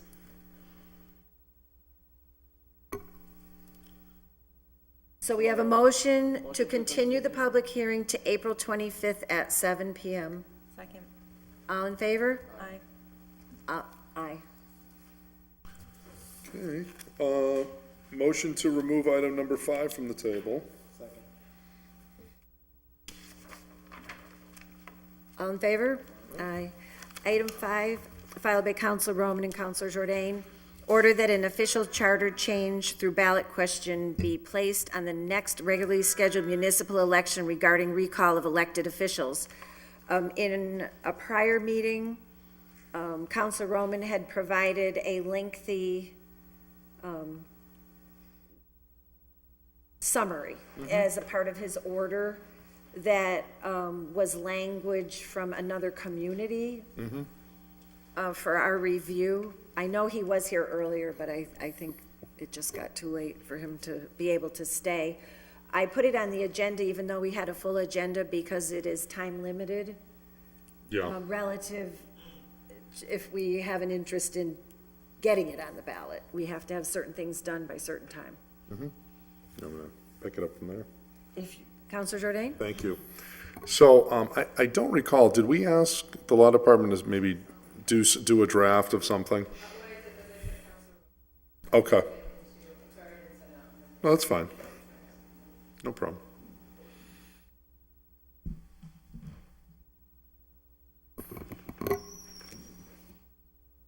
Thank you. I think you're the one that reminded me about the timeline, so I appreciate that. Yeah, because obviously this would require the state legislature to approve it in order to have it voted on by the people. Let's see here. Attorney Carroll, do you mind running through any key points?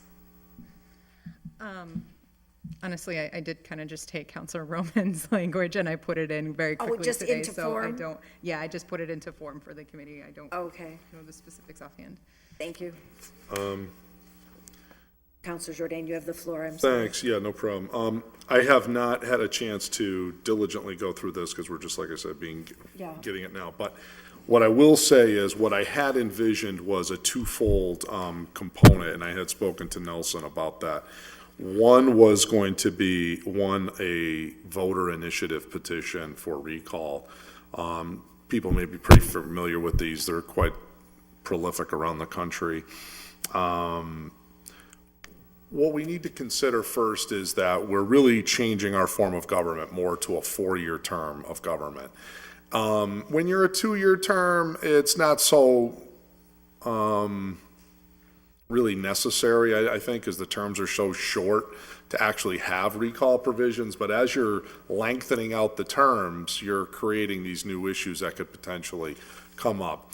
Where you have, really outrageous conduct or people that really should not be continuing in office for good cause, there needs to be a mechanism by which these individuals can be potentially removed. A high bar, an extremely high bar for that matter. But where it needs to be considered and put into law. So what I've considered with Nelson is, and I have not had an opportunity to go through some of this language, and obviously this is not something we'll finish tonight, but would be on the voter initiative petition would be for 4-year term office holders only. So we're talking about this, and this would be effective in January of next year if voted in by the public this November. Would be that you'd have to collect 15%, I would say a very high bar, 15% of the registered voters in signatures, and place it on the biannual city election. So, for example, if theoretically you could recall somebody 2 years into a 4-year term. Otherwise, after that, you're basically stuck with them to the end of the term. It's not going to be something where you would have one of these every single year. It would be a one-shot deal after 2 years. After that, you'd have to wait to the next 2 years. I didn't think it would really be appropriate to put it on the state and national ballot things, but more on the city ballots. The other piece is the impeachment provision, which would be basically we, the government, initiating a removal. I propose that for the city clerk or treasurer positions, for good cause, you could be removed by 2/3 vote of the city council with the approval of the mayor. So you would have to have both 2/3 of the council and approval of the mayor. And as we know, there's going to be 13 councilors starting in January, so that would be 9 out of 13. To remove a mayor or city councilor for good cause, it would be a 3/4 vote of the city council. That would be 10 out of 13 votes. And that would be effective in January 2018, if approved by the voters. So this would, if adopted by the city council, would have to be approved by us, would have to be approved by the mayor, would have to be approved by the state legislature, would have to be approved by the governor, and then would have to be approved by the voters. So as you can imagine, that's quite a process. But logistically, the legislature could make that happen so that we could have this on the November ballot if we reasonably adopted this over the next, I would say, 4 to 6 weeks. If we have consensus on doing this, I'd be interested to hear what people's thoughts are on having a recall provision starting next year, because as we know, the mayor is converting to a 4-year term, and the clerk and obviously treasurer are already 4-year terms. So that's what Nelson and I came up with, and I'd be interested to hear what other people think about having a recall, because right now there's no way to remove you from office other than you falling under the default rules of the charter, which is you get convicted of a crime where you're subject to a penalty of a crime potentially punishable by imprisonment, whether you're sent to prison, by the way, or not. That would be immediately vacating you. And the other would be if you moved out of the city. Those are right now the only 2 ways you can be ousted. So I'll give you the classic example. You get the official who just vanishes, says goodbye, I got elected and I'll see you in 4 years. And they just collect their check from Florida or Lord knows where. If they don't change their residency, they could just never show up. What would you do in that situation? Somebody obviously, does something totally over the top where, because the bar is so high, it would have to be really unanimous, almost nearly unanimous view that somebody is really over the top. So I think it's time with these 4-year terms that we consider what we're going to do. Counselor Lopez? So, just anticipating that we will be taking control of the school, maybe in 2030. Can we include the school committee? Sure. Yeah, I mean, that's a good idea. I didn't even think of that. Yeah, but they're only 2-year term, right? Well, to Oh, be you mean at for the large. impeachment? Yeah. Yeah, or a school committee. Yep, I agree. School committee, because they're elected as well. Yep.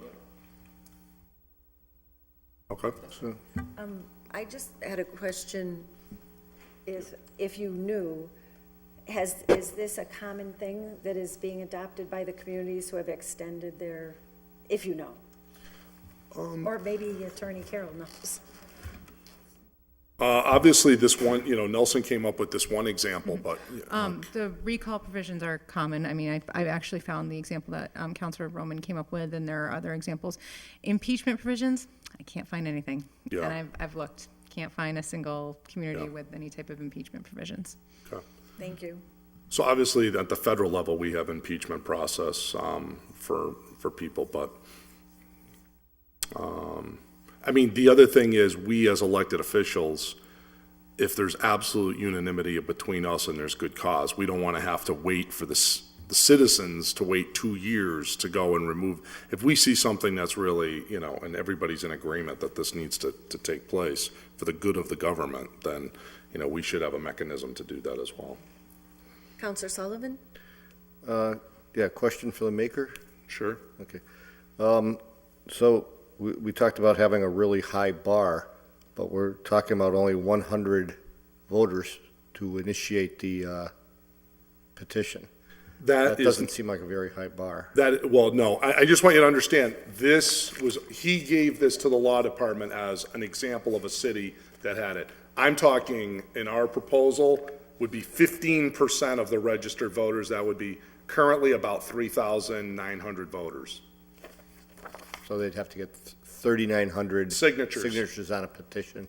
Correct. All right. So that would be amended in this proposal to 3,900. This was just to kind of get something on paper as a framework. But this is not the proposal. Well, if this is not the, if this is not. Council Lisi? Thanks. So I'm assuming now, so I started reading this and looking at some of the provisions, and it seems that there is the ability to repeat the recall within 6 months. Yeah.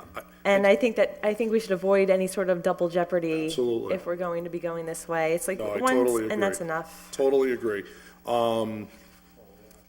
In fairness, I am just getting this when you're getting this. And Nelson, in fairness to Sarah, maybe Sarah, you could email me the Word version of this and I can mark it up and send it around. All right, that would be great. Then what we could do is, but the essential elements would be for voter initiative, 4-year office term holders only. So actually, school committee and city council that are 2 years, no. You'd have one shot every 2 years to do a recall. It'd have to be 15% of the registered voters, and it wouldn't start until potentially next year, if voted in this year. Okay, so can I entertain a motion to table? Motion to table. Okay. Do you want to table it to a date Table it till certain, the or- 11th, to the next meeting, because I think if there's consensus that people feel comfortable with these provisions, to put this into folks, then I think we need to start picking up the pace a little bit so that we have something, say, by the end of April, beginning of May, because we need to give Representative Vega and Senator Humison time to move it through the legislature. And I'm going to act, if people feel basically comfortable, I'd certainly we're going to need to solicit the support of the mayor. He would have to approve this. He would basically have an Yeah, I mean, if he's against any recall, but I'll talk to him. I haven't talked to him recently. that might be worthwhile, or, Yeah. In the next we 2 might be weeks, I spending will a lot talk. of time. Well, that's right. In the next 2 weeks, I will talk to him Okay, on the specific proposal. okay. Okay. So so we have tabled that item Till to the April next- 11th. Yep. Okay? All in favor of that? Aye. Aye. This is just the regular meeting, but you're welcome to stay. It's all public. Yeah. Motion, No, I'll make a motion, and as a courtesy to you, generally, just general operation, no. I'll make a motion to suspend the rules. You want to give us your opinion? To allow the public to address us on this issue, but this is a extraordinary thing, but by all means, you happen to be here, so. Thank you. So a second, all in favor? Aye. Your Tina thoughts? Grass, 33 George, Holyoke. My thoughts, my initial reaction to this without having read through it is more policing of office holders and it takes our eye off the ball of more important matters and creates, I think, really creates more divisions in the community and more just minutia to deal with than I think we really need here. I think we vote, we're stuck with the vote, whatever it is, unless it's how many times has something been so over the top that anyone has felt the need to? We have had, I don't know how often you track this, we have had school committee members, we have had city councilors who just vanished. Do you feel that we should just pay somebody's salary to be MIA for 2 years, 4 years? No. Okay, then it happens. Thank you. Because I can cite examples. Thank you. Okay, so we've voted on tabling it to April 11th, right? So we're good on that for item 5. Okay, so if you would do me a favor I'd like a motion to take up items 6 and 7 and table them to April 11th when the people can be here to address, well, to give the people time to be here to address Yeah, the so why don't we just questions. leave, I make a motion to just leave 8 and 9, I guess. 6 and 7? Oh, I'm sorry, 6 and 7. Just leave them on the table? Yep. All right. Excuse me. Okay. I don't have it in front of me. Is that the anti-blight stuff? Yeah. Oh, did you want to speak on that, or? I've sat here for 4 hours, and so has Glenn Oh, all Shealy. right. I thought you well- just enjoyed our company. I do that also, but. Okay, so is there, which item was there a particular one you wanted to speak on? Well, they seem both very similar to me. I thought they were going to be taken up as a We package. could take them up as a package and discuss them. And we can discuss it. The reason was it was Counselor Bresnahan who had filed it. He was going to be late, and the people who were coming in on it couldn't be here, and Counselor Jordan was the other filer. But certainly, if you wish to weigh in. Motion to suspend the necessary rules and take up 6 and 7 as a package. All in favor? Aye. Counselor Sullivan. Well, I'd also request if you could to suspend your rules to allow Glenn Shealy to address you and answer some questions that you might have, but also just to address you on his own personal experience with this. Honestly, Mike, I just kind of think with everybody coming in to talk about it next time, it would be probably better with the Board of Health that's gonna come in. We're gonna talk about the appeal process, and there's revisions to that need to be made, and, do you think, Glenn, you could come back in 2 weeks, or? Sure, I can come back in 2 weeks. I don't want to wait. It's an issue for a lot of property owners in the city. Oh, absolutely. Yeah. Well, this is when the Board of Health people are coming in. I was all for doing it tonight, but they emailed us the other day saying they couldn't come tonight. So we pushed it back 2 weeks as a courtesy to our esteemed department. But if for some reason they can't come on the 11th, I mean, we can move ahead with looking at fees or waiving fees if people have a building permit. We don't, I mean, we have that discretion. I mean, I'm just saying, if for, you know, we won't table it forever if people aren't available, but it was an issue for them to be available, and usually it just helps come out with a better result if the people that are dealing with it Well, if they don't show are up here in 2 weeks, to address it. we're just moving forward. Right, right.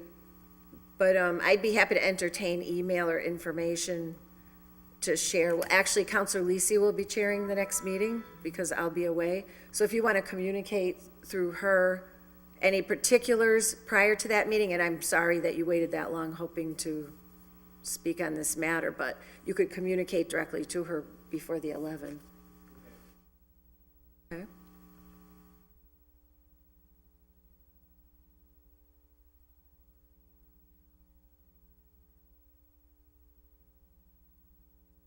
Sorry about that.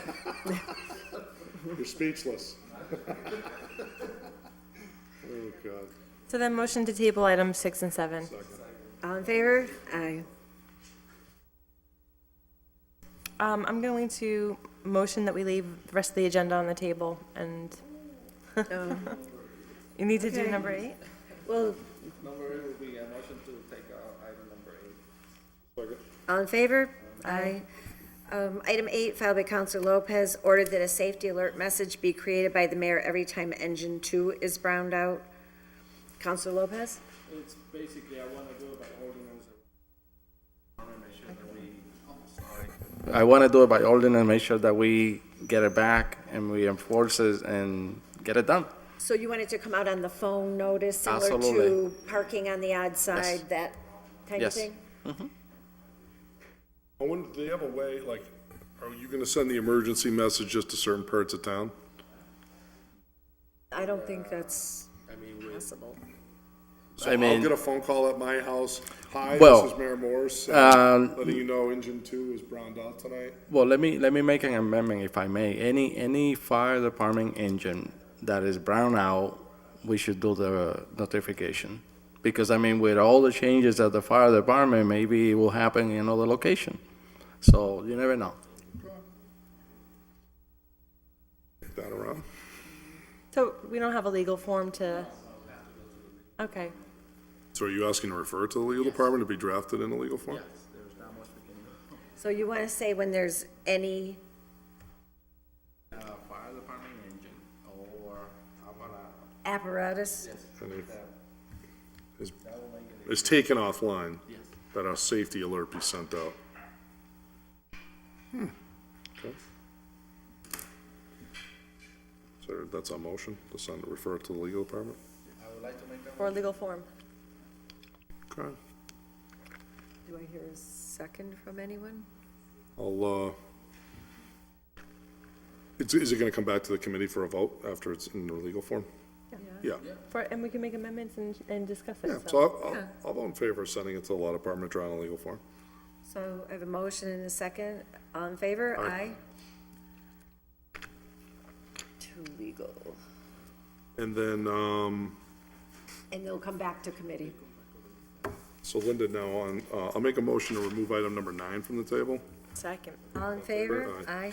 So just very, very briefly. Item 9, filed by Councilors Jordan and Bacon, that no elected official or other city employee issue an order that shall knowingly violate any law or regulation of the federal, state, or local government, or the Constitution of the country, state, or charter of the city of Holyoke, or any lawful order of a court of competent jurisdiction, and that no such order given shall be valid or shall be enforced by the city of Holyoke or its departments. Councilor Jordan? Yeah, I mean, I would hope this isn't occurring anyways, but this goes without saying, but I guess sometimes we have to say these things anyways. We're a nation of laws. We take an oath to uphold the law. And even if we don't like the law, we have to follow the law. And if we want to see the law change, that's good, that's democracy.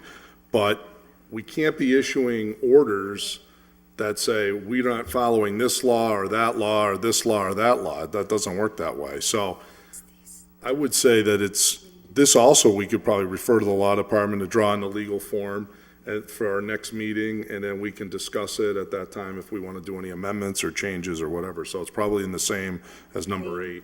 All Yeah. right. So I'll make a motion to have it sent to the law department to be drawn in the legal form. Okay, so we have a motion to send it to legal, to draft into legal form and come back to committee. Exactly. All in favor? Aye. Motion to adjourn? Second, all in favor? Aye. So moved. Thank you very much, folks. I added things onto the agenda because we were getting really backed up in the Yeah, we don't jacket. want that. The jacket is loaded. So if you could, right? If we could have gotten to it, sure, it makes sense to have it on there. It's just, I have a lot of requests from people, so I'm Oh, trying to really? keep things, Okay. thank you, Sarah. Oh? Drum roll. Uh-oh.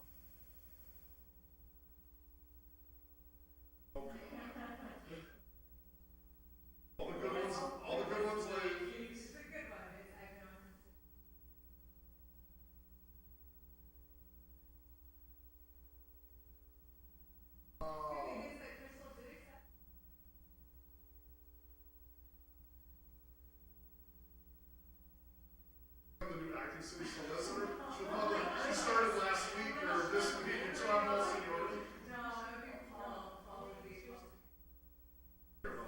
6 weeks.